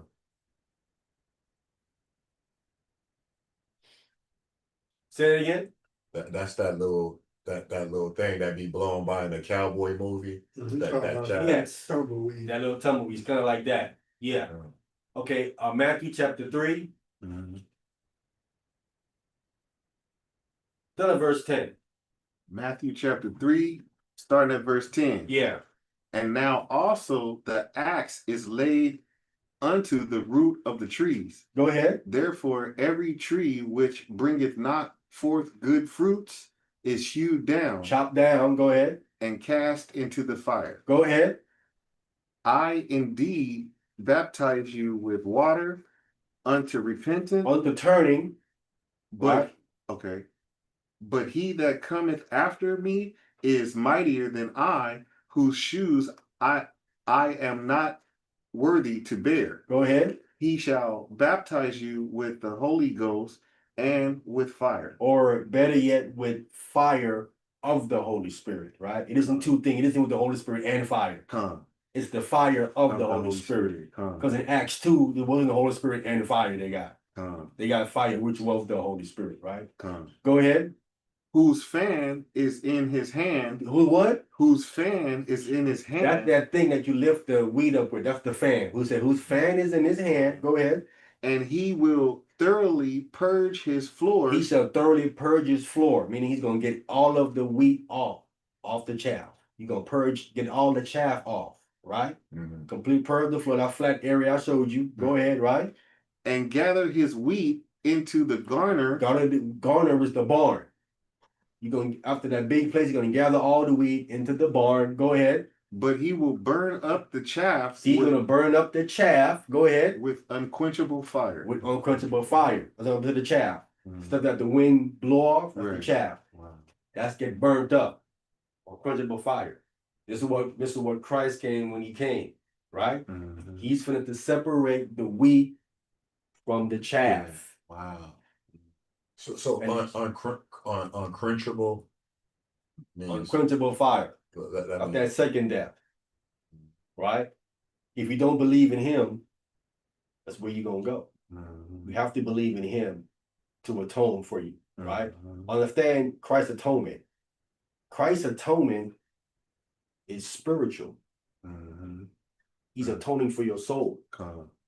He ain't atoning for your flesh. Right. You're gonna die. Right? like men. He's trying to save your soul Mhm. from that second death. Mhm. That's what he's doing. Right? Because the apostles died. But they're not gonna die a spiritual death. Come on. That's that unquenchable fire. Come on. But could also lava be an unquenchable fire? I mean, considered a different version of. Lava can only hurt your physical body. Mhm. Lava can hurt your spirit. Mhm. This unquenchable fire is a different kind of fire. Yeah, that fire burns Spirit. Come on. Yeah. Your death. So that's what symbolic of what Christ was doing when he came, right? Yeah, he said his fan is in his hand. Mhm. He gonna thoroughly purge the floor. Mhm. That's what he's doing, right? Come on. He's gonna gather the wheat into the barn, Mhm. right? Mhm. That's his true believers. Come on. Ones that endure to the end, right? Come on. That keep Torah, believe in him, and do his Father's will. Come on. That's the wheat. Yes. Gonna gather them in, Come on. right? Come on. And the other ones, the unbelieving and rebellious ones, they're gonna go to the lake. Come on. Okay? Purged out. Purged out. Come on. That happened to them. Mhm. Them unbelieving Pharisees and Sadducees and the rest of them. Mhm. Right? Come on. Let me go back. So we got that. So this is who Aruna is. Aruna Wrestling Floor, this is what it is. Right? This is all I want here on this video. I can let this one go. This is all I really want right here. He goes in and he kind of goes into a greater picture of detail of how the city is. We don't need all of that. We don't need to do. Y'all need to do all that. We gotta. We see a lot of these names in the Bible. Like, wow. He goes in. So I'm just gonna click through it real quick. So he goes in. He shows the city. Mhm. What his rendition of the city. Let me just say that. His rendition of the city. This is the altar. Ultimately, we're gonna read about this altar right here. Ultimately, right? And he goes off into the city. It's gonna give you his rendition of it. Again, anyone can go look at this whole video. The channel is Israel, my channel. It's called City of David. You must see this, right? So this is what it is. This is how it is on the city. Just gonna kind of run through it. I want to get to the other part. All right. I'm gonna let this go. And I'm gonna get to this is the one I want right here. Right? We can drop that. I'm gonna start right here. But this involves Aruna the Jebusite. All right. The city of David. The place called Milo, which was a structure that supported significant buildings in ancient past, the Ophel, which served as an extension to the city of David. Remember, I was talking about earlier that they're gonna the dome Mm-hmm. theorated Mm-hmm. is in the smack center of all of them. No, They're no, no, attacking no. everything else, but they can't attack this. No. That's not their dome. That's their dome right there. Yeah, The city it's of theirs. David. Nah, No, that's not their dome. This is Oh, the Arab's dome. That's the Arabs. That's what I'm saying. Right. That's what I'm saying. They're attacking, but they can't blow this up. That's right there. Right. Wow. Back right here, blow this up. Blow that up and see what happens. Now I see why you would say. I didn't know it was right there. It's right here. Oh. It's been there. Been there all forever. And that's in Jerusalem? Yeah. I thought it was another temple. See, check this out. There's 3 religions there. It's Yeah. Judaism, Mm-hmm. Islam, and Christianity. Them the three most popular religions there, Okay. and every one of them got a claim to that land. They can't even come on this up right here. They can't even come on here. What is that? If you ain't Muslim, you can't walk on here. They'll throw you off of here. Is that since the Crusaders has something to do with the Crusaders? Mm. And this is after. After the Crusaders, This is the Ottoman Turks. Ottoman Turks. Mm. But the The Crusaders Crusaders try to take it. take it. Yeah, from them, Mhm. from the Muslims. Yeah, They fail. yeah. Yeah. See, that's why all that movie Indiana Jones and the Lost, not the last one the one they made about the Holy Grail. Yeah. There's one with Sean Connery and his. That's about the Ark of the Covenant. Now that wasn't about the Ark of the Covenant. It was the third one. Yeah, I'm talking about. I think that's about the Ark of the Covenant and that Holy Grail where you doing a drink out of. Yeah, Yeah. but the second one didn't have nothing to do with none of it, but the Holy Grail. But they was talking about how, that's Judaism, Christianity, and Islam, all that is in there. Right. So that's their temple right there. The Muslim Right here. thing. They need to get rid of this, but they can't. That's what I'm trying to say. I like that war with it. That ain't really nothing. Wow. That's why it's like now they talking about how all these places. Now I was just looking on Facebook in Canada, everybody that's from Iran and they in different parts of like Canada, other places, and they cheering on for some reason. Ain't nothing to be cheering on, but I mean, it's misdirection again. Yeah. Hey, I got a quick question. Yes, sir. Could the Ottoman Turks be mixed with Esau? Yeah. Okay, that's what I wanted. I was doing some research and I kind of seen that, and it kind of made sense, being that they were over there. And when you just mentioned that, I just wanted to ask that question. All right, con. Good listening so far. Ruins of many historical buildings, the traditional Temple Mount with Al-Aqsa Mosque and the Dome of the Rock. The Temple Mount is the traditional place where Jewish people and most archaeologists believe the temple was located. They believe it was located here. It is not here. Look at this right here. Tell me if I'm wrong. Do this not look like a Roman fort? This right here, look at it. Look at it.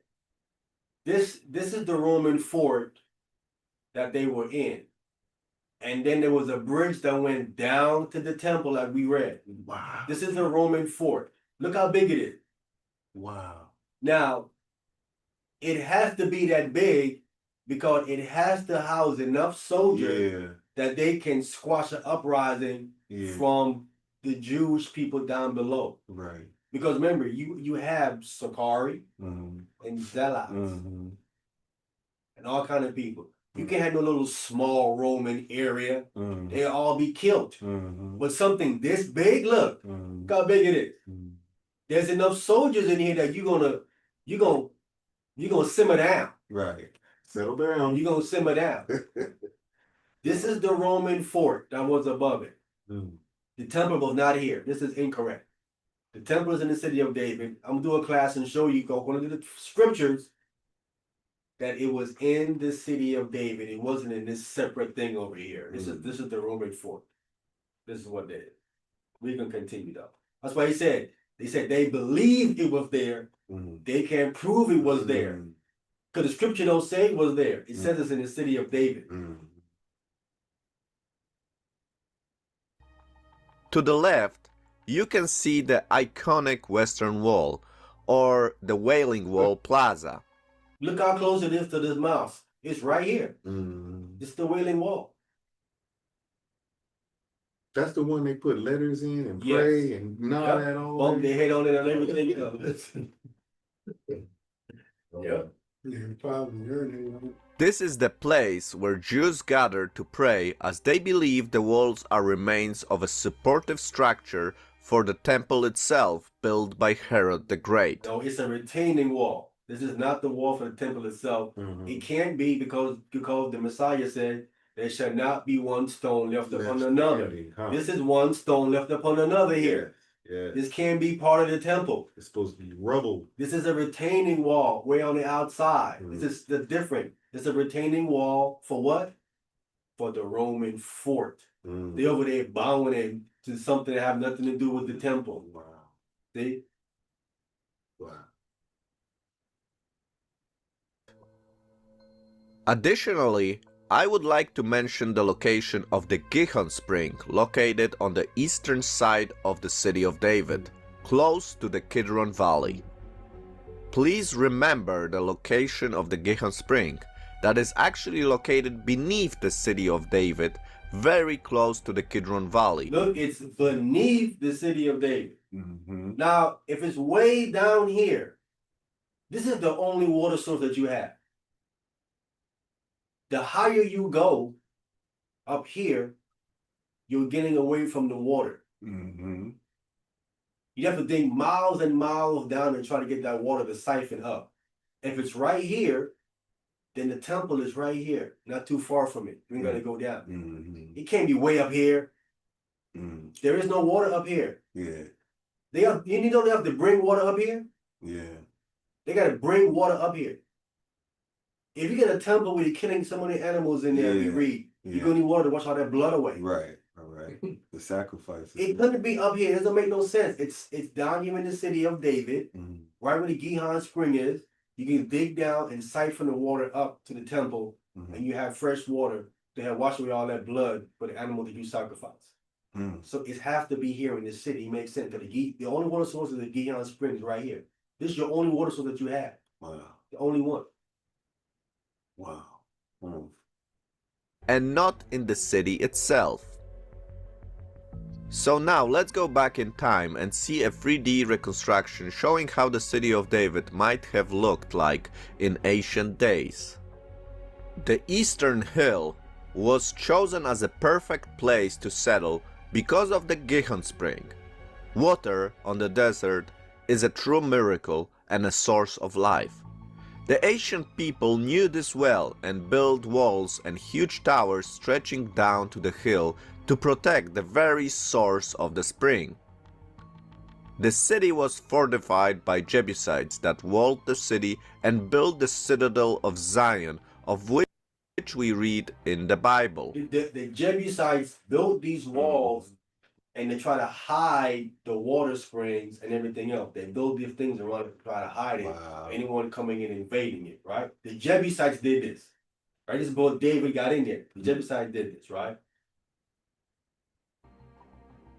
Today we know this is true because huge stones have been found and bear witness to the massive tower that protected the spring. Even today, the Gihon Spring is still gushing out water from beneath the rocks. Water comes up from beneath the rock, it siphons up, right? This is how it goes up into the temple. They can go gather it. It siphons up, right? You can see it's trickling in. If you go any higher than that, you probably ain't gonna get no water. So it's just low enough where you can put the temple in the city of David. You can get the siphon water to get to it. Can't be higher than that. It won't make any sense.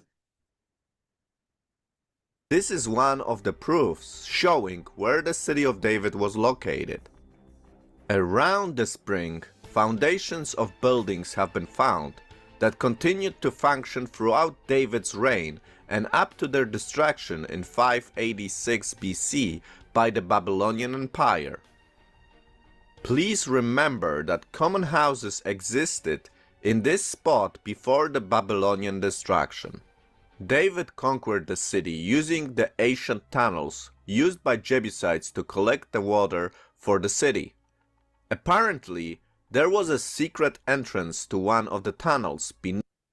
There was a secret entrance to one of the tunnels. This is how he was able to conquer it. It was a secret entrance. Who do you think told him where this entrance was? It was either Most High Christ. No. And that same man you read about just now. Oh wow. Yeah. What's his name again? Aruna? Aruna the who? Aruna the Jebusite. A Jebusite. Another If it's a secret tunnel, they would know where it is. Who would know? someone in the city would know. Con. Aruna would know. Con. Why is Aruna still alive after they conquered the city? He told where the He told where the secret entrance was. Con. So they spared his life, like they spared Rahab for hiding the two spies. I was wondering why you say he's still alive down said, here why in you this still- part of the story. He should be dead already.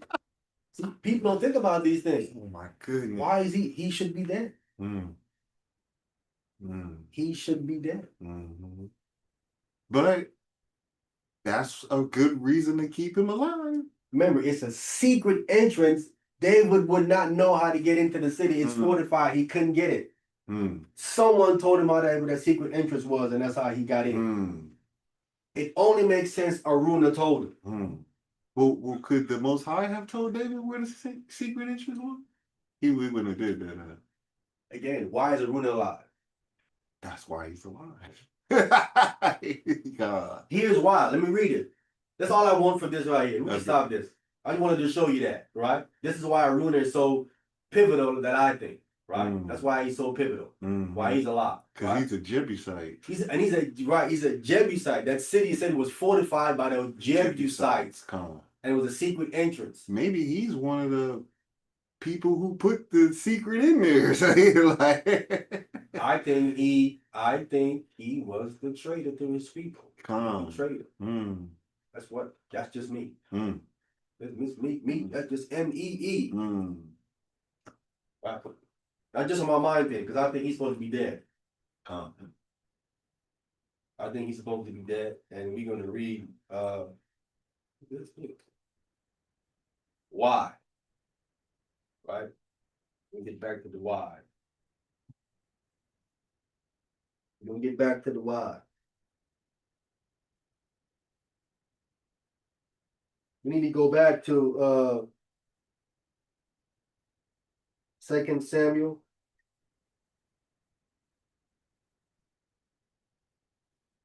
I want to get to the point. I wrote this down.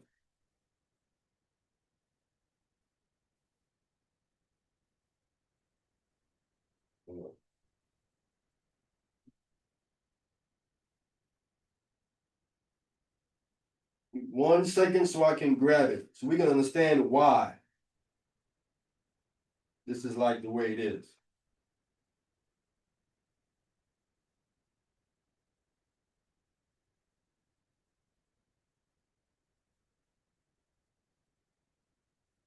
Man, he probably gave up everything. Brother, what? Gave it all up. Gave up everything. And go under the mat and the key door and the back entrance. 2 Samuel chapter 5. And it seems like verse 4 or something.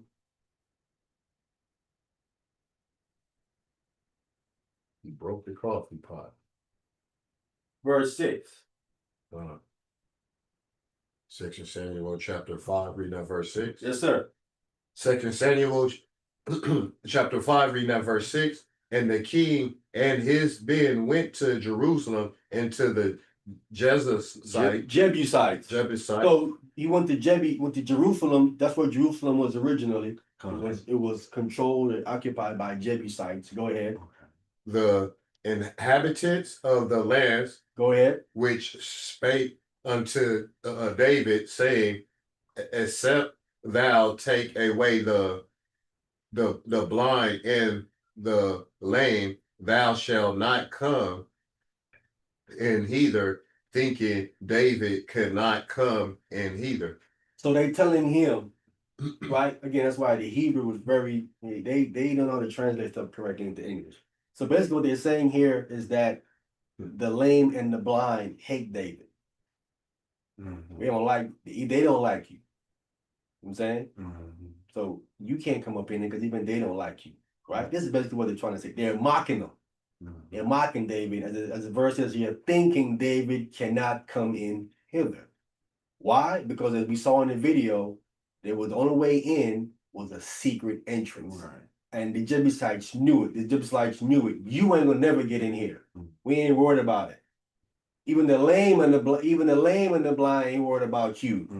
You can't come in here, right? Dang. Go ahead.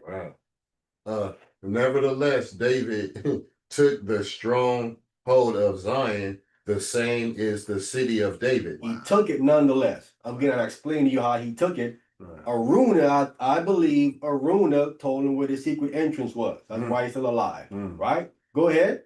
And David said on that day, whosoever getteth up to the gutter. Get to where?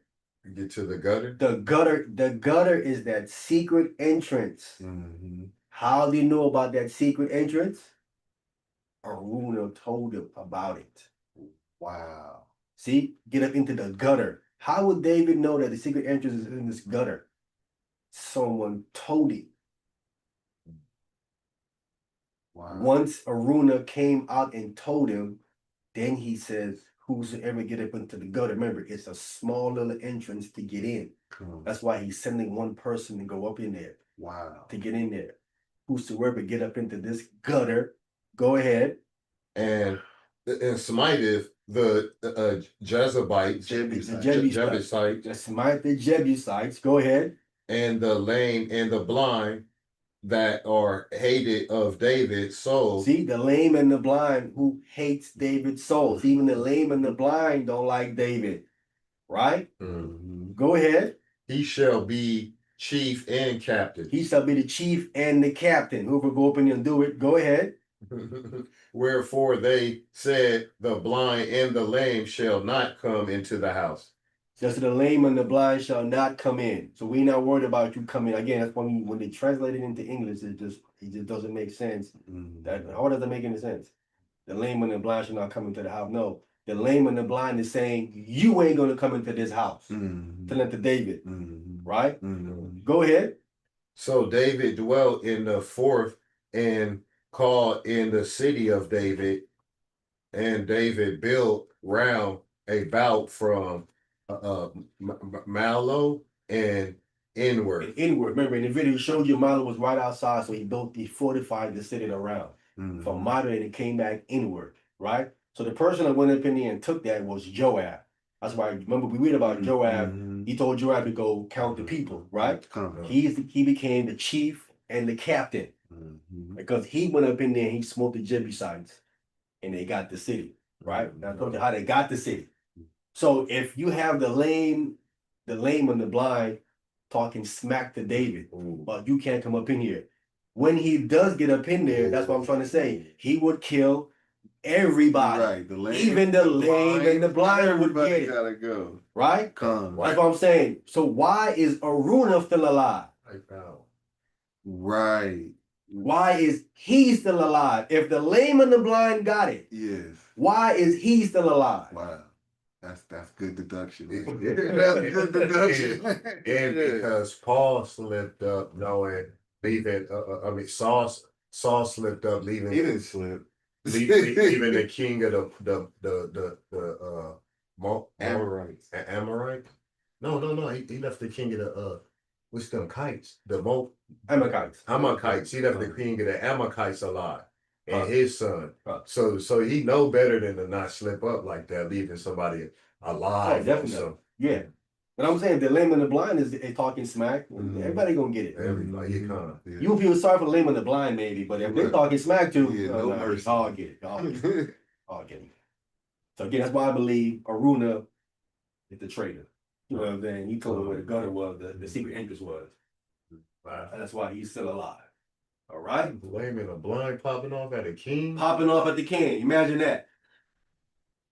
Imagine that. Got their nerve just to talk smack and they lame and blind. Wow. The nerve of those people. You know what I'm saying? Just drop a bomb inside that little. The nerve of them. So that's who Aruna is. So we got Aruna out there. Got Aruna out there. All right. Let's go back to 2 Samuel. Let's back to 2 Samuel. We have verse 17. Lame and a blind popping off. Hard to believe. Huh? At a king. Go ahead. 2 Samuel chapter 24, verse 17. And David spake unto the Lord when he saw the angel that smote the people, and said, Lo, I read that already. Yeah, you good. That's good. Go ahead. And said, Lo, I have sinned, and I have done wickedly, but these sheep, what have they done? Let thine hand, I pray thee, be against me and against my father's house. Right. So he's saying, hey, I'm the one that sinned to come against me and my father's house. I want to not go back to First Chronicles. I'm gonna go back to First Chronicles. Right? And now we left off at what? 15, right? Verse 15, Tony. I think that's where we left off at. Where we at again? First Chronicles. I'll take it. I'll take it. Yeah. Go ahead. And God said, and God sent an angel unto Jerusalem to destroy it. And as he was destroying, the Lord beheld, and he repented him of the evil, and said to the angel that destroyed, it is enough. Stay now thine hand. And the angel of the Lord stood by the threshing floor of Onan the Jebusite. See, now here he's called Onan. Onan. Okay. Is another name, Onan. In 2 Samuel, he's Aruna. Come. Now this Here he's Onan. So he has two names. Mm. Right? He has two names. And I showed the threshing floor is interesting is this angel of the Lord. Mm. It might be Hamashiach. Mm. It might be Hamashiach, this angel of the Lord is. Right? Go ahead. Verse 16. And David lifted up his eyes and saw the angel of the Lord stand between the earth and the heavens. So so he saw the angel. He's up in the sky. He's between the earth and the heaven. Right? So he down in the city and he looking up and he see the angel. Go ahead. And it's probably a big angel. Huh? Probably a big angel. Yeah. Go ahead. Having a drawn sword in his hand, stretched out over Jerusalem. So his sword is out and he's stretching out over Jerusalem. A sword in his hand. So he's gonna just move that sword, people and just start dropping down. Go ahead. Then David and the elder of Israel, who were clothed in sackcloth, fell upon their faces. So here we have of David and the elders now of Israel. They was in sackcloth, fell upon their faces because you see an angel with a sword drawn. It ain't drawn for no reason. His intent is to do damage. They immediately get on their face like, oh no, get down, get down. And the power of the angel will knock you out anyway, huh? Just standing next to it. He means, once the sword is drawn, it's trouble. He just remember he just killed 70,000. And now it's with the stretching over Jerusalem. Because the Most High didn't say stay your hand. Yeah. There been some problems in Jerusalem. You think that could have been one of the type of angels that was guarding in a garden? Those were cherubims. Sure. Yeah. Could have been. Could have been. Yeah, could have been. But this one here, he ain't. Go ahead. Verse 17. And David said unto God, it is not I that commanded the people to be numbered. Even I, it is that have sinned and done evil indeed. But as for these sheep, what have they done? Let thine hand, I pray thee, O Lord my God, be on me and on my father's house, but not on thy people, that they should be plagued. Be plagued. Remember, this is the word that we talked about when the counting. Right? So we see here this is synonymous with the counting, and this plague only come because the half shekel is not paid. See? It's letting us know it isn't the counting, right? It's the paying of the half shekel because of the plague that came out against them. This is what it's letting us know. Again, if I'm wrong, please show it to me because the other way ain't making no sense. it can't be that the problem can't be the counting. I'll repeat it again. Because God moved him to count him. You would say God is moving him to sin, but he's moving him to count him to save him. He wants them to count him, pay the shekel to ransom their soul because he's angry with them to kill him. But because he didn't pay for it, 70,000 died. And listen, the plague didn't stop yet. Right. He told the angel to do what? Stay your hand, meaning don't move it no more. So his hand is still out. Remember, he said he saw the angel with his sword drawn out. Right. His sword had been put up. Yeah. It's still out. Right. Right? Right. So they're gonna try to get that sword put up. Put back in the sheath. It's still out. Hosting your weapon, sir. Yeah, in there. The angel have not hosted his sword yet. Let's be clear. That has not happened yet. Right? Put that back up, player. Put that. Remember, God didn't tell them to put it up. God just told them to stop your hand. Stay your hand, right? And they praying because the plague is happening. All right, go ahead. We have verse 17 or 18? 18. 18. Then the angel of the Lord commanded Gad to say to David that David should go up and set up an altar unto the Lord in the threshing floor of Ornan the Jebusite. So that same angel told the prophet Gad, right? He told the prophet Gad, listen, say this to David. Y'all want my sword holstered? Put it back in my sheath? Gad, tell David to go get that threshing floor and build the altar unto the Lord. The angel is telling him to Gad to go tell David to do this. Right? This is what he's telling him to do. The angel, he's trying to help. Wait a minute. David can't make the Most High's temple because his hands are dirty. He ain't making a temple. Oh, okay. You got to first buy the spot. Okay, oh, I see. Oh, wow. Oh, that's, here come King Solomon. You got to first purchase the land, right or wrong. Right, yeah. This is what the angel is telling him. We got to start here somewhere. Oh, wow. He's telling him, go get that threshing floor. I showed you how big it was, right? From Onan and Jebusite. Right? Go ahead. Verse 19. And David went up at the saying of Gad, which he spake in the name of the Lord. And Ornan turned back and saw the angel, and his 4 sons with him hid themselves. Now Ornan was threshing wheat. Well, throwing wheat up in the air like I showed you. When he saw the angel, him and his 4 sons hid themselves. I go to show you it was a frightening sight. That might be the first time they ever seen an angel. And they hid themselves, meaning 4 sons. Wow. David ain't the first time he seen an angel. When David saw him, they wasn't afraid like that. But they know he mean business. But when Onan and his 4 sons saw him, they was like, let's get out of here. Wow. They Sword drawn? They hid themselves. How do you hide from an angel? Wow. They trying to bury themselves in the mud, like. Wow.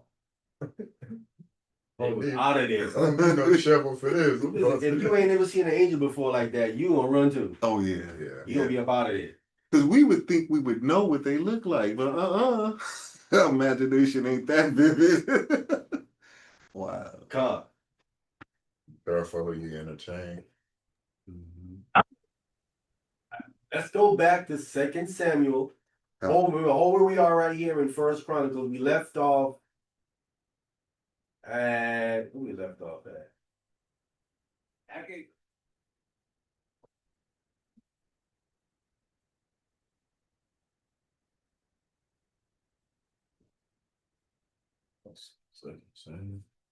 Lift up at verse 20, right? When we come back, gonna be at verse, we hold it right here, gonna be at verse 21. All right. Back to 2 Samuel. And now we in verse 18. Right? So now we understand who told Gad to go to David.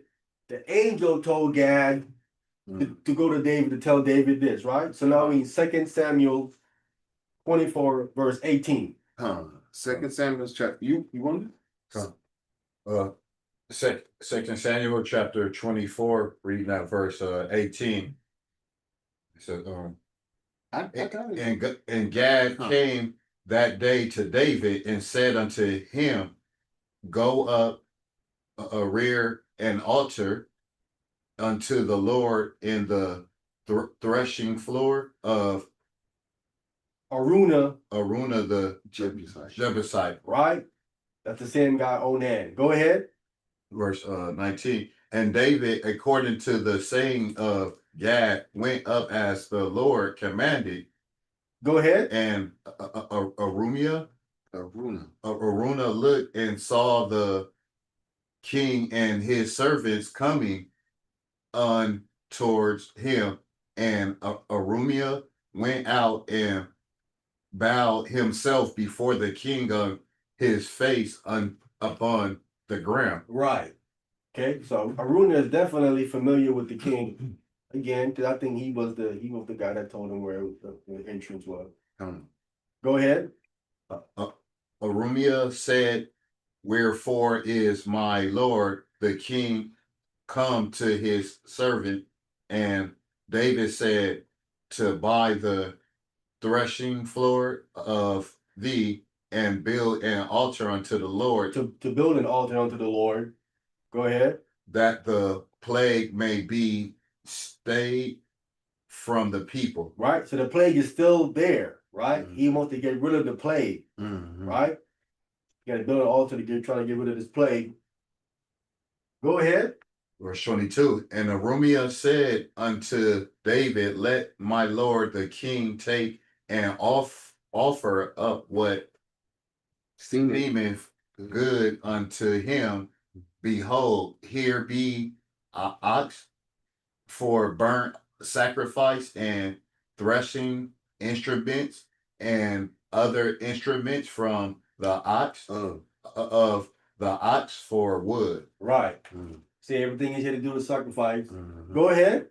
Verse 23. All these things did Aruna as a king give unto the king, and Arumia said unto the king, The Lord thy God accept thee. Right. So Aruna did this. He did all these things to Aruna as a king. Give unto the king. Right. And he said, May the Lord thy God accept thee. Go ahead. Verse 24. And the king said unto Aruna, Nay, but I will surely buy it of thee at the price. Neither will I offer burnt offerings unto the Lord my God of that which does cost me nothing. Right. So you can't do that. Right. Go ahead. So David brought the threshing floor and the ox for 30 shekels of silver. 50. For 50 shekels of silver. For 50 shekels of silver. So he bought the threshing floor, it says, and the oxen for 50 shekels of silver. Right? So we have our first purchase. There's two purchases here. The first purchase that he made was for 50 shekels of silver, which is for the threshing floor, that place that I showed you, right? And the oxen, right? Go ahead. The oxen is the bulls? Yeah. So floor. Okay, and the bull. That's for the sacrifice. Go ahead. Verse 25. And David built there an altar unto the Lord. I showed you the altar in the video. That's the altar that he built there. Go ahead. And offer burnt offerings and peace offering. We must be clear. David didn't do it himself. The priest did it. Right? He can't offer anything. He's not a priest. Right? The priest came and offered that. Is that like the showbread too? Huh? Was that like the showbread? No, that's the oxen. Remember he put a threshing floor and oxen. So he sacrificed the oxen, right? He built the altar there, and then the priest came and they offered it, right? Again, he's already in trouble already for not paying this half shekel. He go offer it himself, gonna put himself in more trouble. So he brought the priest to do it. I want to be clear, because you have these Tanakh only brothers who trying to say that David did this himself. No, he didn't. Or we did not. We can back up and read when he tried to bring the Ark of the Covenant down, without the Levites. And the dude touched And it. that dude died. Yeah. Then the next chapter said David understood, and he went and got the Levites to bring it up. Right, right now. Oh, now I get it. Now he understood. Then we can't do that. I can't do that no more. And that's his neglect in Torah. His neglect in Torah, right? And I think these things right here that happened to David made him understand. Listen, I got to get my Torah up. Yeah, I got to get my Torah up. Yeah, you see what I'm saying? Yeah. And that's when I think he started to become real spiritual and begin to understand, right? And start to become that prophet. Okay. He's able to use him. Can I get his Torah up? Get him Come. better at it? Because he's making a whole bunch of mistakes Yeah. because of his lack of understanding Torah. Okay. Right? Wow. Wow. Hey, Keith, hey, brother. Yes. Have you heard? It is important. I think it's important to know. Also to bring up that he tried to get David for free, but he insists on paying for it. Yes. Yeah. Because he kind of got it for free, but he was like, nah, I gotta pay for this thing. Yeah, he's already behind a half shekel as it is already. He's behind a half shekel as it is already. He got to start paying for something. Yes, sir. No, I was just saying. I thought it sounded like it was just coming out of the TV. Is it supposed to be coming out of here? Sound coming out of here too? Come out of the TV. No, that's the microphone. So read 25 again. Who's reading 25? It's the 2 Samuel chapter 24, read that verse 25. And David built there an altar unto the Lord and offered burnt offerings and peace offerings. So the Lord was entreated for the land, and the plagues was stayed from Israel. And the plague was that's when the plague, now it stopped. Right? It wasn't stopped until he did the offering. Right? Not only that, he also paid 50 shekels. Right? Well, that's just the first purchase. We're going to read the second purchase. Made another purchase. 2 purchases. Right? He made 2 purchases. There is no, now he's not purchasing anything anymore for the people because they died already. 7,000 souls already died already. Right? Okay. This is after the fact. We should have did that before. You know what I'm saying? They out of there. That's done away with. So this is about now buying the particular portion of land, right? To offer to the Most High God that stopped the plague, right? And then he's gonna understand when what happens there. We're gonna get the rest of the story here in First Chronicles. Okay. Back to First Chronicles now. Chapter 21, verse 21 now. First Chronicles. Yes. First Chronicles chapter 21, starting at verse 21 now is where we at. First Chronicles chapter 21, starting at verse 21. Yes. 21. Come. As David came to Ornan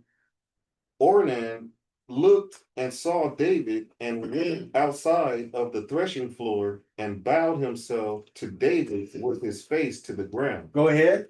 Verse 22. Then David said to Ornan, grant me the place of this threshing floor, that I may build an altar therein unto the Lord. Thou shalt grant it me for the full price. Full price. Don't give me no discount. Give me the full price. Go ahead. That the plague may be stayed from the people. See that the plague may be stayed. See that? See, understand. If he get it at a cheaper price, the plague may not go nowhere. He said, no, I need the full price. Give me the full price, bro. I need the plague to be gone. No mistakes here, right? But those some tax on it. Right. Throw some cheese on that thing. And that's like wearing the sackcloth that it said in the beginning. Like they in the sackcloth. Yeah. Right. Further infliction. Yeah. Yourself. Go ahead. Verse 23. And Ornan said unto David, take it unto thee, and let my lord the king do that which is good in his eyes. Lo, I give thee the oxen also for burnt offerings, and the threshing instrument for wood, and the wheat for the meat offering, I give it all. See, now he says it right here. We got extra information here. He said, also give you the wheat for meat offering. So Showing you wheat is what? Meat. Wow. See? Wheat is considered meat. Did you already see that? Well, couldn't that be showbread? So it's fruit? Because the wheat, what is it? The wheat? But I'm saying meat, we understand is fruits and vegetables. We also understand meat is also what? Bread. Bread. There you have it. See? It's also bread. Now talking about animal flesh, that's something different. So our bread is Meat, fruit, vegetables, bread. Lord's Supper. Yep. That's why when you have a famine, that's what the famine hits. It hits wheat, fruits, vegetables. That's what it They hits. switched it up and made flesh meat. Yes. That's cold. Oh, and he wanted the bloody, uncooked, unburnt offering meat. That's how they move it. Wow. They're constantly changing things. That's why the Bible brings you back to what it was. Oh, Brings you back where meat is. Meat never meant eating animals. And now it means everything. It means only pretty much eating animals. God. Only the thing that can get throw you a little sick. piece of lettuce on it or Right. slice Trying to dress it up with some lettuce, but you don't do nothing. Tomatoes. Yeah. little bread. Little, what's that? Lever bread. That bad bread up on there. Go ahead. They trying to kill us. Verse 24. And King David said to Ornan, Nay, but I will verily buy it for the full price, for I will not take that which is thine for the Lord, nor offer burnt offerings without cost. Right, and you should not. Come on. Right, you should not. You should pay. Right? That's the whole thing about offering, making a sacrifice. Shouldn't be for free. You should pay for that. Go ahead. So David gave to Ornan for the place. For the what? For the place. For the what? For the place. For the what? For the place. For the place. This is not for the threshing floor and the oxen. Right. He gave him for the place. How much? 600 shekels of gold by weight. 600 shekels of gold by weight. That means he bought the entire area. Wow. Acres of land he bought. 2 purchases. Second purchase. Second purchase. One purchase was for the threshing floor and the oxen. This is for the place. The entire acres of land. Right? You have to be that big because he's putting the temple there. It's got to be huge. Right? And he paid 600 shekels of gold, not silver, gold by weight. One was silver, this is gold. That's how you know there's 2 different purchases. One was silver and one was with gold. Right? So he's the silver was the atonement thing. Right? To get the plague away. This of gold is going to go towards the temple. He's buying the place, the entire acres and acres of land is what he purchased from you right here. This is the second purchase, right? Go ahead. Verse 26. And David built there an altar unto the Lord and offered burnt offerings and peace offerings and called upon the Lord, and he answered him from heaven by fire upon the altar of burnt offerings. Also, this place that David just purchased right here, this was where Abraham was going to sacrifice Isaac. This very spot. This is the exact same spot. Right? It's right here in Mount Moriah. It's the same place you read about in Genesis 22. It's in Mount Moriah. This is the spot. Right? So that was before the Jebusites got the spot. So when we went into Egypt becoming a people, the Jebusites took all that spot because they wasn't there before. That's where Abraham took Isaac to sacrifice him. It's the spot right here. But then that was something they took it later on, right? All right, go ahead. Verse 27. And the Lord commanded the angel, and he put up his sword again into his sheath thereof. Finally, Finally, he thank finally God. sheathed it back. He finally put it up. This is what we wanted him to do. To put the sword up, bro. Thank you. Good. Woo! It was sweating. Go It was Wow. sweating. Oh, he finally put it up. Thank God. All praise to the Lord. All them pools y'all got down there, I sweated up. Yeah, man. They put it up, God. Boom. Go ahead. Verse 28. At that time, when David saw that the Lord had answered him in the threshing floor of Ornan the Jebusite, then he sacrificed there. See, then he sacrificed there. He know this is a special spot, right? When the Lord answered him, then he was like, oh, okay. This is where you answer. Okay, got it. All right. It's the spot. Go ahead. 29. For the tabernacle of the Lord, which Moses made in the wilderness, and the altar of the burnt offerings were at the season in the high place at Gibeon. Gibeon. See? So the tabernacle was made in the wilderness. That was a Gibeon. That's where that was. Right? Go ahead. Verse 30.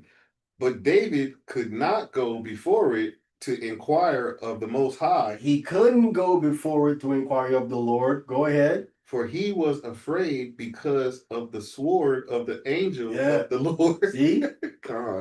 He was afraid of that sword before he sheathed it up. He was like, nah, let me stay right here. Let's not go nowhere. So that sword is pestilence. When he's pulling it out more and more and more, when he moves it, it's pestilence, like disease and plague, famine, and all of that is going over the people and just messing up. Oh, wow. Yeah.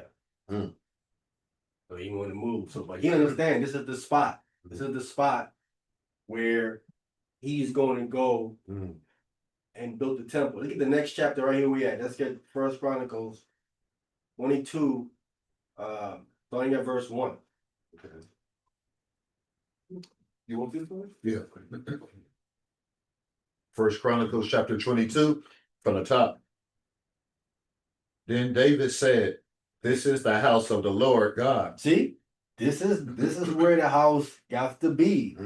This is the house of the Lord of Yahweh power. Right? Go ahead. And this is the altar of the burnt offering for Israel. For Israel. All Israelites need to come here. Remember, he just purchased acres and acres of it. So I got to set it up. I need all of y'all need to come here. This is where he's answering. Wow. Everybody come here. Right? Go ahead. And David commanded to gather together the strangers that were in the land of Israel. See, he gathered all the strangers in the land. This, they about to work. The forced laborers. Strangers in the land, he gathered them. Y'all about to work. Y'all gonna chop some wood and do what y'all gotta do, because we gonna preparing to build this house. See? But who we got first? We got the strangers. Gather them together. They gonna do the heavy lifting. Tony. Ain't that proof right there that he gathered the strangers to help build this land? And remember when them people came at us like, we praise your God, we been in the land, we ready to fall pursuit, can we help y'all build the church? And we like, no, can't y'all have no parts of build. But it showed right here, that's the proof that this is only for Israel. It is. Because we would have been like, y'all know what, jokes on y'all. Yeah, let them build that up. Yeah. No, but I'm saying they're in the land, right? Are they in the land worshiping our God? No. He's not specifically as it said they are, right? But when it comes to the building projects, that's who he went and he gets, right? He gathered them first, right? He commanded to gather the strangers that were in the land of, so that's in the entire land of Israel, not just where he had in Jerusalem. Get all the strangers. That's all the people of the other nations that they didn't kill out. That they have in subjection. They finna come, they finna get to working. They're doing the heavy lifting, right? They put people over them to tell them what to do and cut this and chop that. Yes, sir. I think I'm getting it wrong, but this was still being in Israel, still be like how we said, because they drawers, and they not gonna live forever. They setting up land for us though, as we set it up for the Lord. Right. It's still similar. Right. They ain't got eternal life for that. No. Yeah, they jars of wood and hewers strangers of and water. all that. Hewers Hey, of right. water.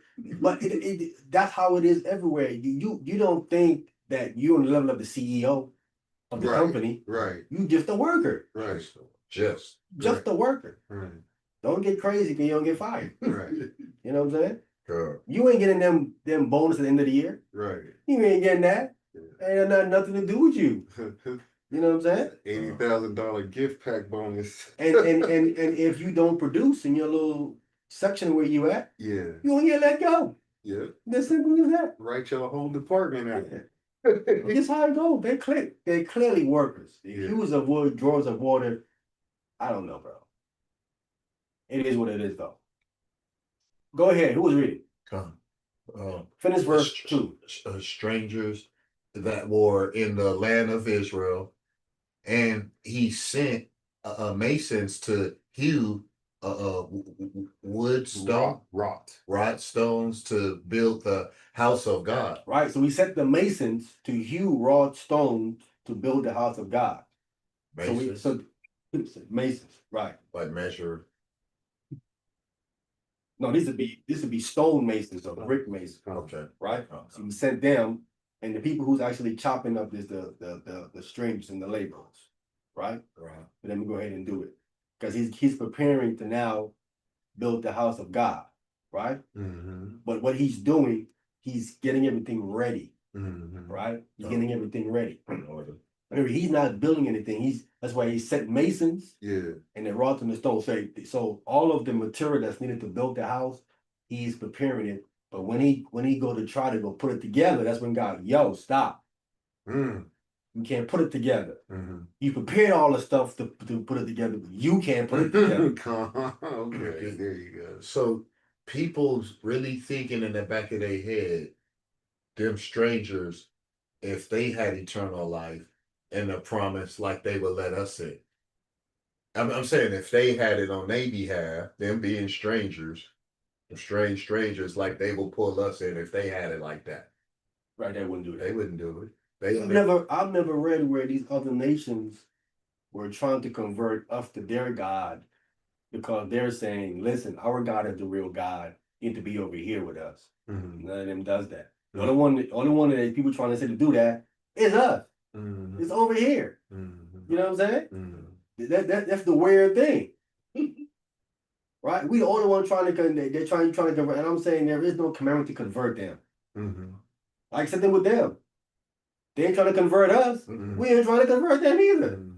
Just pay our tax. You know what I'm saying? That's not how it is. Zeus and right? Apollo. Who the heck? Come on. Even Jesus Christ sent his apostles out. He didn't send them out to no other people. So don't go the way of the Gentile. He wasn't trying to convert them either. You know what I'm saying? But that's how it always was. It's today these people are changing so much stuff, and they're trying to make these other people inclusive into this thing and bring them in. And they have deceived a lot of people to think that that's what the book is saying, and the book is not saying that. It is not saying. And here's what people always do, right? They go to this feeling thing. They can't imagine if God created them, why would he not want them to be a part of it too? He created everybody, right? Right? And we all God's children, right? They would say this would be the argument that they would make, right? But none of this argument is present, right? Throughout the history when you read it in the Bible. This argument history is not there, right? God said, has a nation ever left their gods?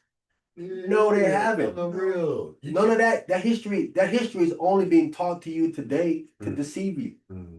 That's not actual accurate history of how it was back then. That's not how it was. Because if it was, you shouldn't read certain things in this Bible. If we're all God's children, why would Christ call a woman a dog? You call one of God's children a dog. Why would the Messiah do that? She couldn't be one of God's children if he's calling her that. Wouldn't make any sense. because the dog is a beast. It's Yeah. actually an He animal. wouldn't do that. He called another one a fox Mm-hmm. and all kind of stuff. Mm-hmm. You know what I'm saying? Even of our own people. Mm-hmm. He called the Pharisees snakes and vipers. Right? And Christ said, you are your father, the devil. Mm-hmm. So we kind of see all that we all God's children is a bunch of nonsense. Mm-hmm. Yes, sir. They thinking it's like saying I can marry into somebody else family, and they another nationality, and just believe something, and now I got access to all their wills, secrets, and just everything. Now that family is just all mine. Like you ain't a stepchild, basically. Huh. You can't believe no way in nobody else contract and not being part of their blood. Doesn't work. But I never heard of that. Never. That doesn't work. I believe I'm a lion, even though I'm a tiger and I can eat. Like, no. The animals won't do it. Humans, angels, nobody does that. It doesn't work. It You know? doesn't even work. It doesn't even work when a man only has daughters. His daughter got to marry back into his family.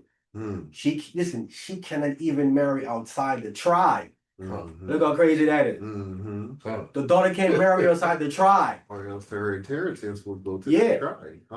So I'm showing you how inclusive and stuff it is, where it's only pertaining to one people, because they can't. If that's the case, then they should be able to marry whoever they want to. Said no, you cannot. And that would be cheating. Yes, sir. And kingdoms rise and fall all the time. So all we in somebody's kingdom right now. Huh. And we are to tell.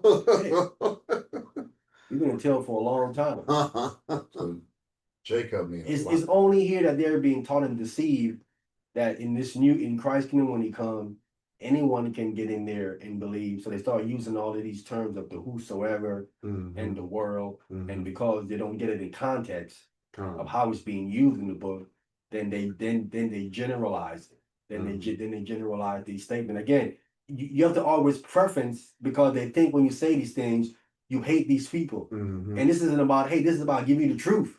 If you want to keep the lies, you can. But that can't, again, I have so many verses I need to be reconciled. If what you're saying is true, I have at least 20 verses I need to be reconciled for me if what you're saying is true.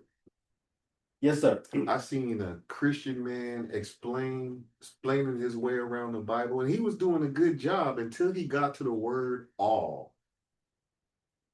That's where he messed up at. And I knew he didn't understand what he was saying with the word all. All could mean everything inclusive, some things excluded, and it's so many variations of the word all. And I know that he didn't know that. But he was basically saying, Christianity, then that's what Christians do, is bring everybody into it. So he's trying to say, from his point of view, he see where it do fit. Because he said all has meant all from the time we was in high school. I mean, from the time we was in school, all always meant all. But the ek outside of, that's what he's not privy to understanding. All does not mean all. It could be all those wearing black. And that's all with stipulations. That's right. That's how it's being used. And again, it can't in the context of the whole book. You have to look at the all from Genesis to Revelation. Right? You gotta look at the all in that context. Because if you're using it in the all, because if you say, well, you're talking about all everybody, and you got to explain why these ones you're excluded. That's a contradiction. And that's a contradiction. So all can't mean what you're saying here, because there's a contradiction here. And that's what they don't look at. They don't factor in the contradiction to the interpretation of the word all. And that's what's continuing to throw them off.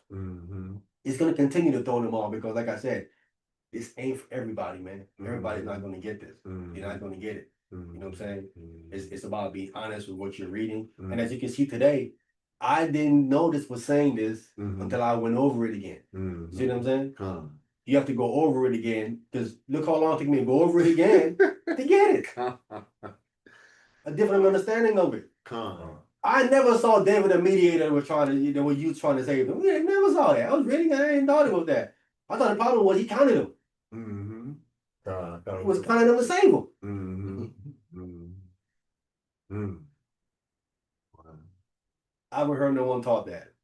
Wow. Correct me if I'm wrong. I haven't heard no one that been broke down or give the build up for those 2 chapters like that. I ain't even seen that. You know what I'm saying? That was deep. And then when dudes seen him seeing him and bowing to him, and he would have just killed him right there. Like you gave up some information where what do they Got call the that city. when they got him got the army man and they drowning him with water down his throat. Waterboarding. Yeah, but it's a word for it though. That's Yeah, waterboard. Waterboarding. Yeah. That's a form of torture. Yeah. Good. Yeah, put the water. I'm sure they never do him all of that. He just I think he Give it up. he came out and he saw. I think he heard of David's fame. Mm-hmm. Right. That's in the first thing. They've been doing that since he was with Saul. Con. Right. Remember he said that Saul killed his thousands. Yeah. David is 10,000. So he had a reputation already. So like, man, that's the 10th dude. Yeah. He gonna get up in here one way or the other. Let me try to save myself, just like Rahab did. Rahab like, they scared of y'all. Right. Yeah. She like, I need to put a plan together to save me and my family because Right. they ain't gonna take this place. Yeah. Yeah. Yeah. And they got God's anointing with them too. Yeah. Mhm. Yeah, if they got to split the Red Sea, y'all done. That's the thing. Y'all finished. Like thing. So she's being smart. I heard of y'all I God. have no problem with her being wise and trying to save herself and her family. Listen, I did the exact same thing. Mm-hmm. Who in their right mind wouldn't do that? This is the Most High we talking about. We know he can I'm get trying to get on board. Right? Hey, if you can't beat them, you know what I'm saying? Quickly. Be that doorman spot. Quickly. Quick, fast, in a hurry. You know what I'm saying? But I'm under no delusion. I join you. I'm gonna get what y'all get. They gonna like, yo, pump your brakes. Mm-hmm. Remember, you was this Right. inch away from being in a coffin. All right, relax. The skin of your teeth. Yeah. Made That's why it when David came to Onan or Aruna, he bowing. He know what it is. He ain't thinking, well, listen, man, I'm part of you people now. I'm equal with you. You know what I'm saying? Hit your face. Hit your face. I'm enjoying the crowd. Yeah, enjoying myself under y'all. Now I'm part of y'all. Yeah. But listen, the text still calls him a what? Jebusite. Jebusite. Know what the text still call it. Mm-hmm. Still calls him a Jebusite. Israelite. Don't call him a convert or nothing. Still calls him by his nation. He's from his nation. Yes, sir. If them races could come along, that means when we do go to war when people go to war with like Germany, that means the people that join the Germans that ain't from Germany still brothers if they can still have eternal life inside in the kingdom. And then them people ain't brothers. Like No, they have Taliban, they already got their own little. Them just recruits. They not part of like the Italian band just because they come to help them mercenary type of situation. Oh yeah, mercenaries work for themselves. Wow. Yeah, because remember, they don't have to keep Torah. Come. They can leave if they want to. So they're kind of like mercenaries, right? Right. They can stay if they want, do something, make some money, Right. and leave if they want to, because there's no obligation for them to do anything. Right. Right? Unless they decided they want to be a permanent resident. Right. Then they gotta do certain things. Mm-hmm. Other than that, right? Mm-hmm. And again, who would want to be a permanent resident if you got to be serving? Right. They're like, nah, I think I'll roll over here and try to make my own, Right. make my own way over here. You know what I'm saying? I'm gonna be over here chopping wood and chopping wood and doing what? Drawing water. You know how heavy water? I think I'm gonna roll over here, bro. I'm gonna chop my own wood for myself. Draw my own water for myself. Drawing the water for you and chopping the wood for you. You think this is, you know what I'm saying? And they used to coming from a kingdom that was ruling too. It's just common sense logic. That's how you. Now they got a misconception about the kingdom. That's why I want to go into it and show you. They think the kingdom is this big radical thing. It's kind of like just as being in the kingdom where there's a hierarchy and class, and the nation that's ruling get the top. That's why when we were ruling under David, you see what David does in verse 2. Mhm. He goes and he gathers all the strangers out of the land of Israel immediately, and he gonna put them to work. Mm-hmm. You think he went and grabbed a lot of Israelites? Mm-mm. He put in the Israelites over them. Mm-hmm. Right. Taskmasters. The same thing with the Egyptians. The Egyptians had Egyptians over the Israelites who were the laborers in Egypt. Come. They didn't go grab new Egyptians to go do the work. Right. They were the one giving the orders. Mm-hmm. That's how it was. And don't meet this deadline. You're gonna see how nice we are. But that's just how it is. Mm. That's not going to change when that's not going to. Again, people got a they have a misconception about the Messiah, Mm-hmm.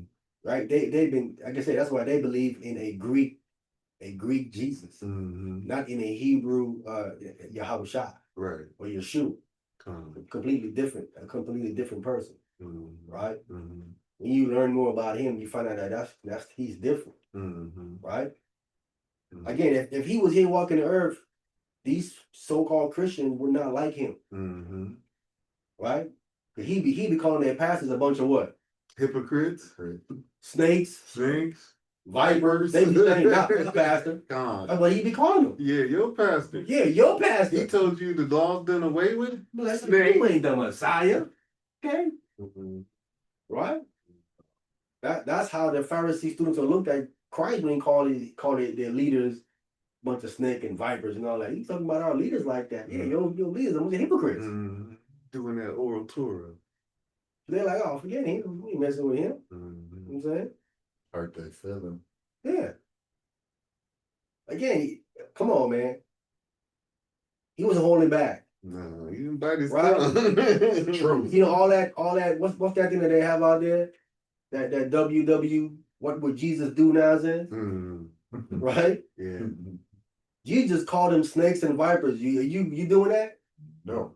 No, you ain't doing all that. Indulge. You're talking a whole bunch of nonsense about how We all hate the sin, not the person. Yeah, not the right. foolishness. Oh, you know what I'm saying? yeah. Hate the What's the sin, not the sinner. Wow. They're about 100 thick. They see an Edomite, they might, oh, yeah.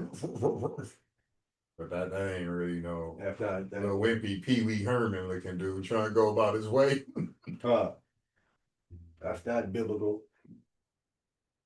That's not what God said. God said, Jacob have I love, Esau have I hated. He don't say Jacob have I love, but I hate the acts of Esau. No, he said he hate Esau, him. Mm-hmm. All right, let's finish it up here in First Chronicles chapter 22 here. No, we In verse 3 now. Verse 3. Yeah. And David prepared iron in abundance for the nails, for the doors of the gates, and for the joinings, and brass in abundance without weight. See, he prepared it. Mm.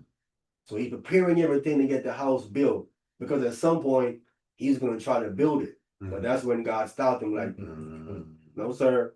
Pump your brakes, sir. Go ahead. Verse 4.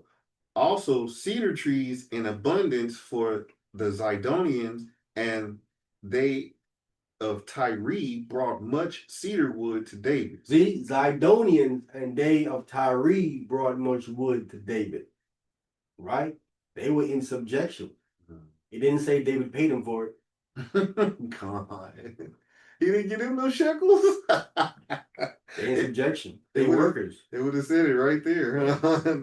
And David paid the hewers of wood and drawers of water. No payment. They have to work and bring all that stuff. Go ahead. Verse 5. And David said, Solomon, my son, is a young tender. And young and tender. Oh, is young and tender. And the house that is to be built for the Lord must be exceeding magnifical. How you say that? Magnifical. Magnifical of fame and of glory throughout all countries. I will therefore now make preparations for it. So David prepared abundantly for his death. See, he prepared for it before his death, right? Mm-hmm. And the part where it says right here, it says, and David said, Solomon, my son, is young and tender. You know what that word is defining, right? The definition is? Young and tender? Yes. Innocent? Young and tender. Ruddy. Red. Red. Okay. That's ruddy. Red. Okay. Ruddy. Mm. That's what ruddy actually really means. Young and tender. Young and tender, right? Ruddy. When they call David ruddy, this is what they call him. That is what they call him. This is what they call him. He said, I have one more son, but he's young. He's the yeah. And tender. Let's call the tender part. We can go for the young part. The tender sound weak. That's the definition that they put in that word today. Tender. Right? Tender make it sound like it's soft or something. Soft. It sound like it. But that could be talking about the heart too. No? With a snapper. No, they have a site, a dating site called what? Tender. Tender. Yeah. Is tender soft? No. No. Tender ain't soft. Tender making millions. But that's what that word ruddy means. It means young and tender. That's where Solomon is at this age. He's preparing for Solomon. Right? Go ahead. Verse 6.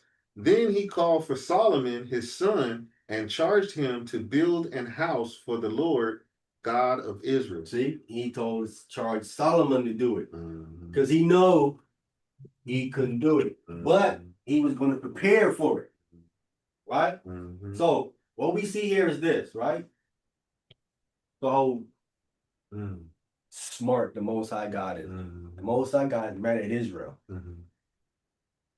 but he really don't want to kill him. So what does he do? He moves David to number them as a mediator in hopes David would pay the shekel. But God know already he ain't gonna pay the shekel. I'm gonna end up killing the ones that I'm still mad at. But at the same time, since David don't pay the shekel, I know he's gonna end up buying that threshing floor. Right? That in return is gonna end up leading to what? A house for me. A temple. He goes from being mad at Israel to all the way a house is being built for him. Who would see that if you're mad at someone? How do I go from mad at you to a house for me? Wow. And that sounds like the Most High using not the biggest things or the things that already have power. He used the smallest things and the things that are. Wow. I would never saw that. Wow. I can't. I'm gonna turn me being mad at you to a house for me. Wow. That's crazy. Because that angel told him, he's drawing that sword, like, oh, you want me to put the sword away? You're gonna have to. And the Most High really do have the love for David like that, but he's like, your hands is too dirty. So something that come out of you is gonna be the one. So the angel, the one that saved him. The angel told him. That's why I think that angel might be Christ. The angel, the one that told Gad, go tell him to build altar. It must. 9 times out of 10, it must have been. That only but makes sense. And then my Lord said to my Lord, that makes that. Wow. David, you do know Christ. Wow. Wow. Or the Lord, yeah. All that turned into the house, the Lord house being built, the land being bought, the threshing floor, the sacrifice being made into a house. Crazy. And they probably saying the angel of the Lord because they don't. When you're still reading the book, it say like Hamashiach Yahweh Shai from the line of David. He's from his lineage and descendant. So right here they would put an angel of the Lord instead of putting, because it might not be in order. A person might get confused not knowing the Bible from hearing that. Like right. So an angel of the Lord will suit right here, but knowing what angel of the Lord is talking about in particular, we just don't say just because it didn't say. Right. We know it would make more sense if that's it fits better. It fits better, right? And we have all the players here. Right? Wow. We have all the players here. You know what I'm saying? Another cycle. Yeah. It fits better here. So, but That just goes to show you, man, just how the creative thinks. We don't think like that. When you mad at someone, you ain't thinking about outcome. We're over here. You know what I'm saying? You thinking about getting back. But he's thinking, nah. I can turn it into something good. That's crazy, man. Yes, sir. Did you hear tonight that there's supposed to be 6 planets aligned? Something like that. I know that all it's not real stuff, but they said this is a 1 and a Tonight? Yeah.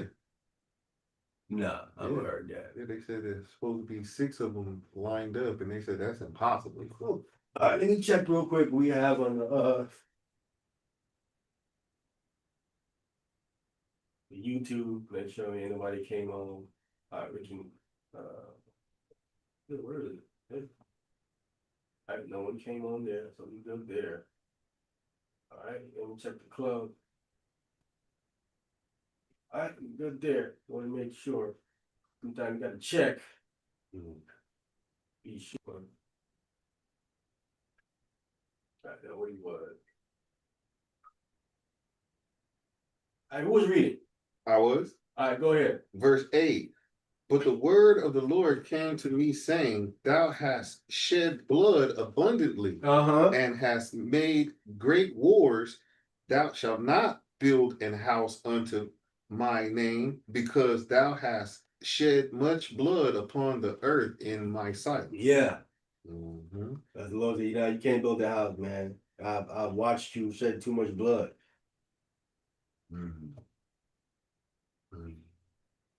Your hands full of blood.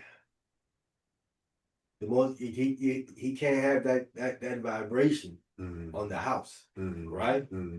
This goes to show you just how important it is to have the right people to build your house. Imagine someone build your house, get the wrong vibration. That vibration is on your house. You think, well, it's a brand new house. Your house was built by murderers. There's a vibration with your house. Yes, sir. This just came across my feed by chance. A dude was using dirty wood to build this house up, and the guy said, this is why you gotta come and show up and see what they're doing in your house when you get it built from the ground up.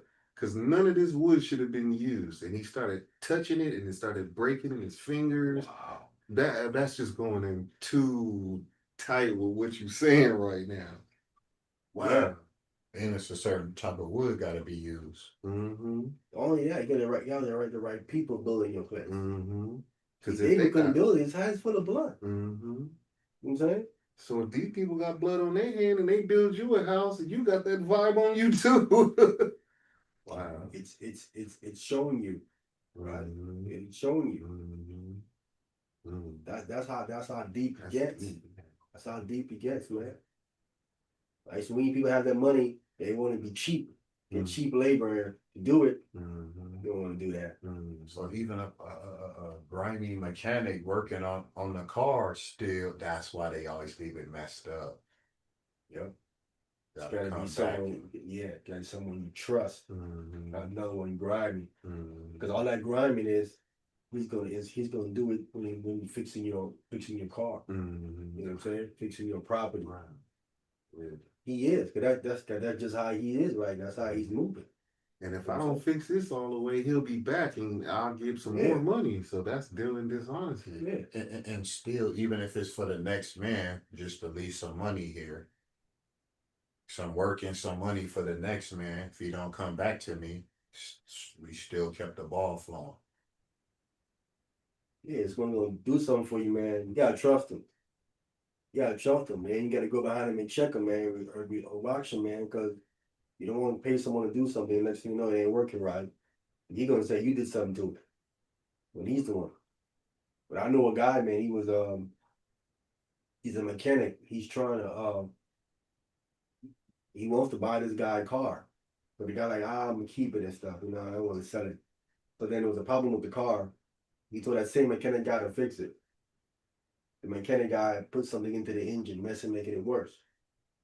He can't understand why the car is messing up. Right? It worked a little bit, it started messing up, started getting worse. You know what I'm saying? So he took it to another mechanic. One mechanic took it apart and said, hey man, someone sabotaging your engine, man. Put this thing in here. putting screws and all kind of stuff in the engine and break it up. Because if it breaks up, then he gonna say, "Oh man, it ain't no good." Then he gonna sell it to dude, right? But dude, know he's already fixed it. He was opening up and take that stuff out. It's gonna run perfectly again. Is what he was trying to do.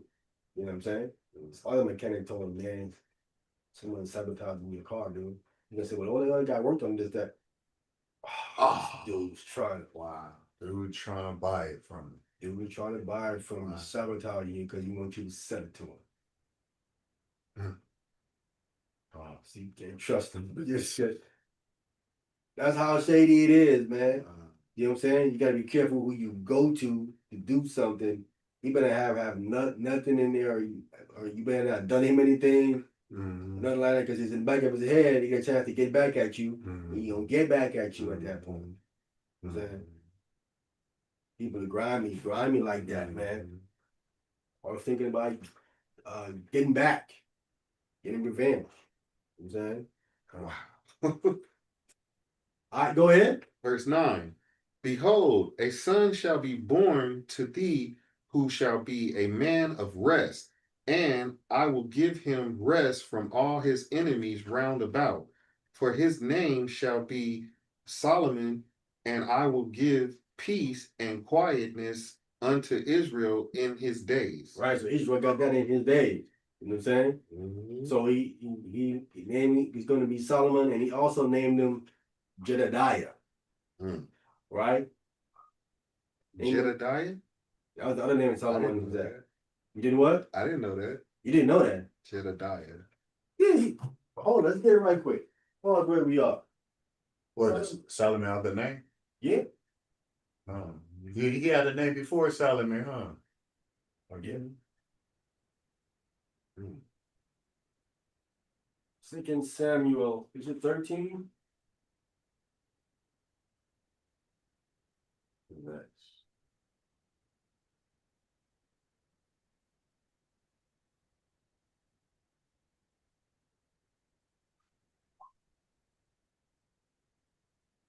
Let's see.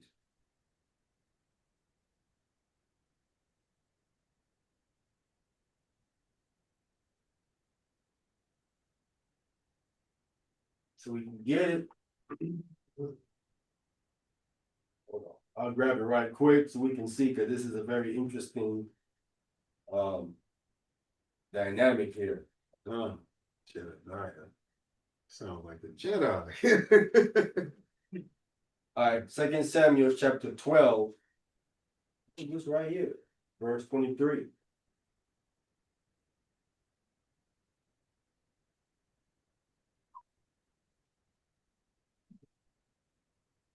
Second Samuel chapter 12, verse 23. Moreover, as for me, God forbid that I should. No, you in 2 Samuel. Oh, that's First Samuel. Chapter 12. Yeah, my bad. 2 Samuel chapter 12, starting at verse.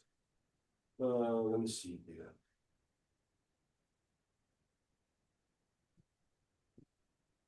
Ooh, 24. 2 Samuel chapter 12, verse 24. And David confirmed Bathsheba's his wife, and went into her and laid with her, and she bare a son, and he called his name Solomon, and the Lord loved him. See, David called him Solomon, and the Lord loved him. Go ahead. And he sent by the hand of Nathan the prophet, and called his name. And he called his name Jedediah, because of the Lord. Because of the Lord. See? And God sent by the hand of Nathan the prophet. And Nathan the prophet, because God sent him, called his name what? Jedediah. Jedediah, right? You take that DIA off that name, what you have right there? Jedi. Jedi. This is where they got that Jedi Man, from. whoa. Jedi.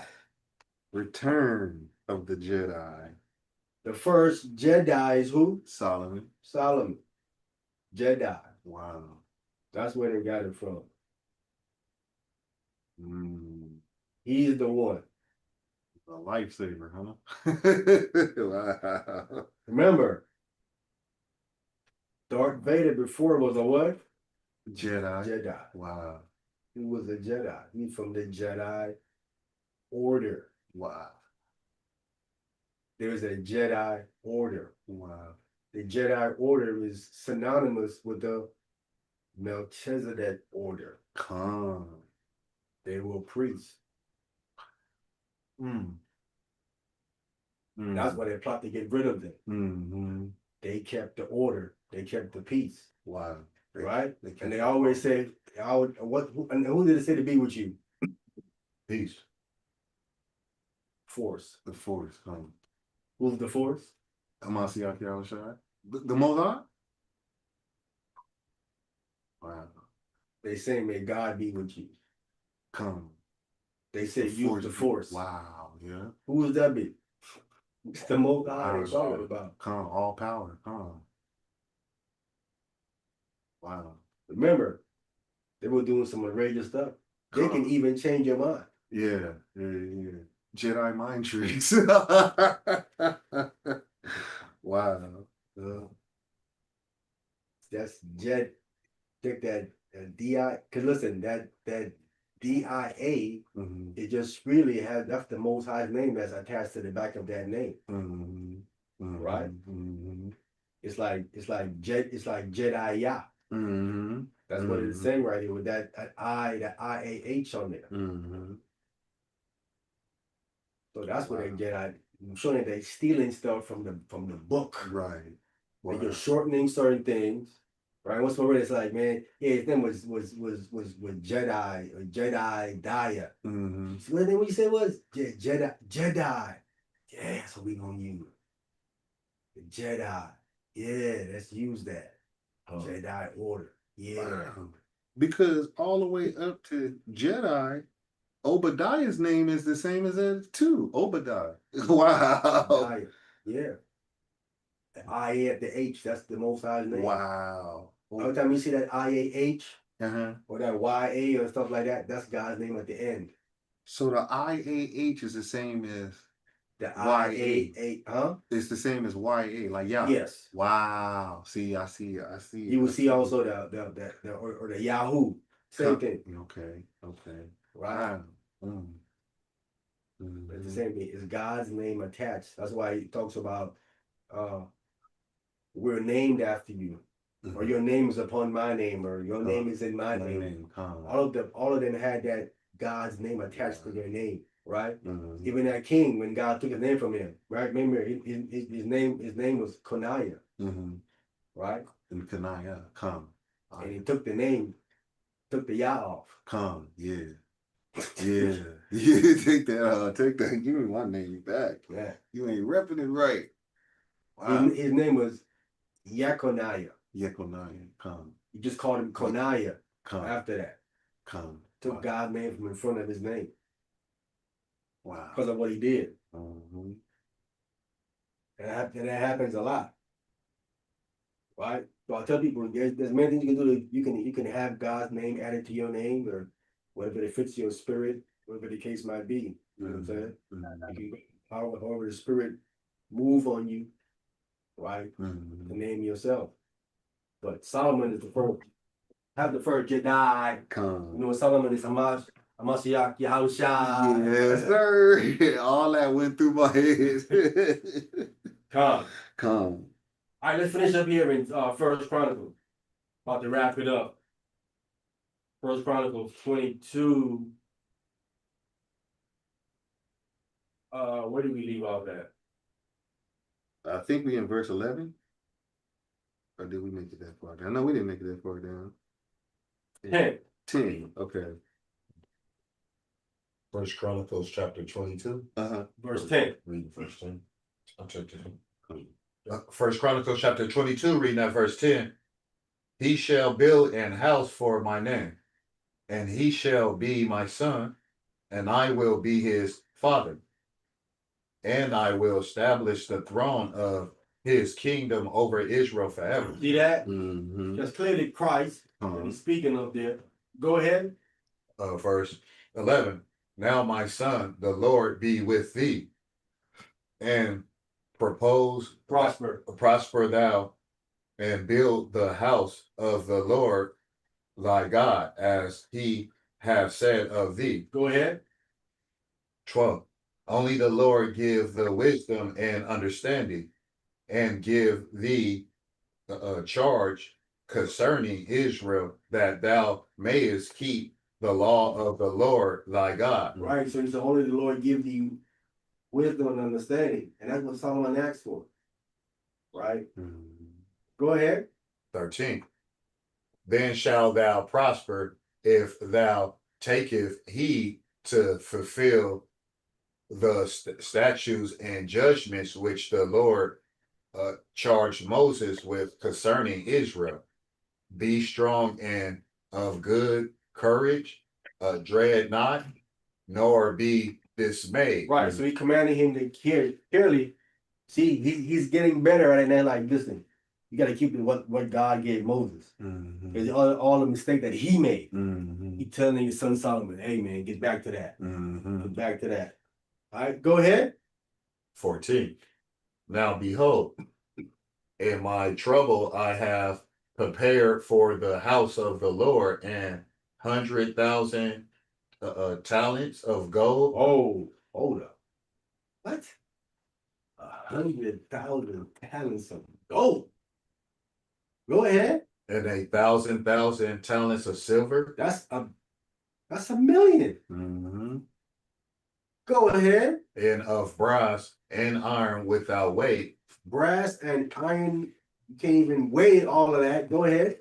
For it is an abundance of timber, also in stone have I prepared, and thou mayest add thereto. You may, that's a lot. True. Come on, man. Woo. This is about to be What? something built for the King of Kings and Lord of Lords. Go ahead. 15. Moreover, there are workmen with thee in abundance, hewers and workers of stone and timber, and all manner of cunning men for every manner of work. So he has everything that he needs as far as a person that has understanding of things. They all there. Go ahead. Verse 16. Of the gold, the silver, and the brass, and the iron, thereof no number, arise therefore, and be doing, and the Lord be with thee. Go ahead. Just because it's saying like, well, the timbers and the wood drawers, so they think all these people eat on the same level as like the boss and the CEOs. No. They get the same treatment. No way. 16, 17. David also commanded all the princes of Israel to help Solomon his son, saying, is not the Lord your God with you? And have he not given you rest on every side? For he hath given the inheritance, what's that, inhabitants of the land into my hand, and the land is subdued before the Lord and before his people. Right. So everybody in the land is in subjection. That's in there. And his people. Right. Go ahead. Verse 19. Now set your heart and your soul to seek the Lord your God. Arise, therefore, and build ye the sanctuary of the Lord God, to bring the ark of the covenant of the Lord and the holy vessel of God into the house that is to be built to the name of the Lord. So they all got busy with the work. So all of that turned out to be something good, man. Wow. All praises to the Most High. All praises to the Most High. turning bad situations into something good. Wow. So them 70 must have really been wicked. Like y'all had to go. Yeah, those 70 had to pay the cost. Sacrifice. Yep. Mm. They actually was the cost to get everything in motion. Again, that's why you gotta keep law, thinkers, and commandments. Israel was tripping.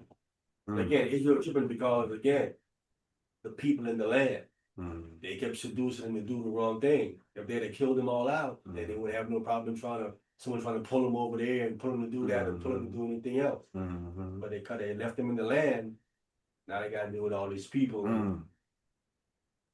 Eat some. Tempting them to do this, tempting them to do that. Eat flesh. Quail. Breaking Torah and doing all kind of stuff they're supposed to be doing. So a lot of them had to go. You know what I'm saying? Yeah. That's who probably put the most ideal in our head to bake the calves and all that. Like, yeah, the Egyptians influenced them to do that. Yeah, man. So,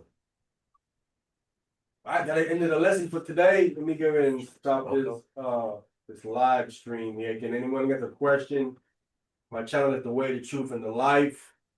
Any comments there? I get a notification.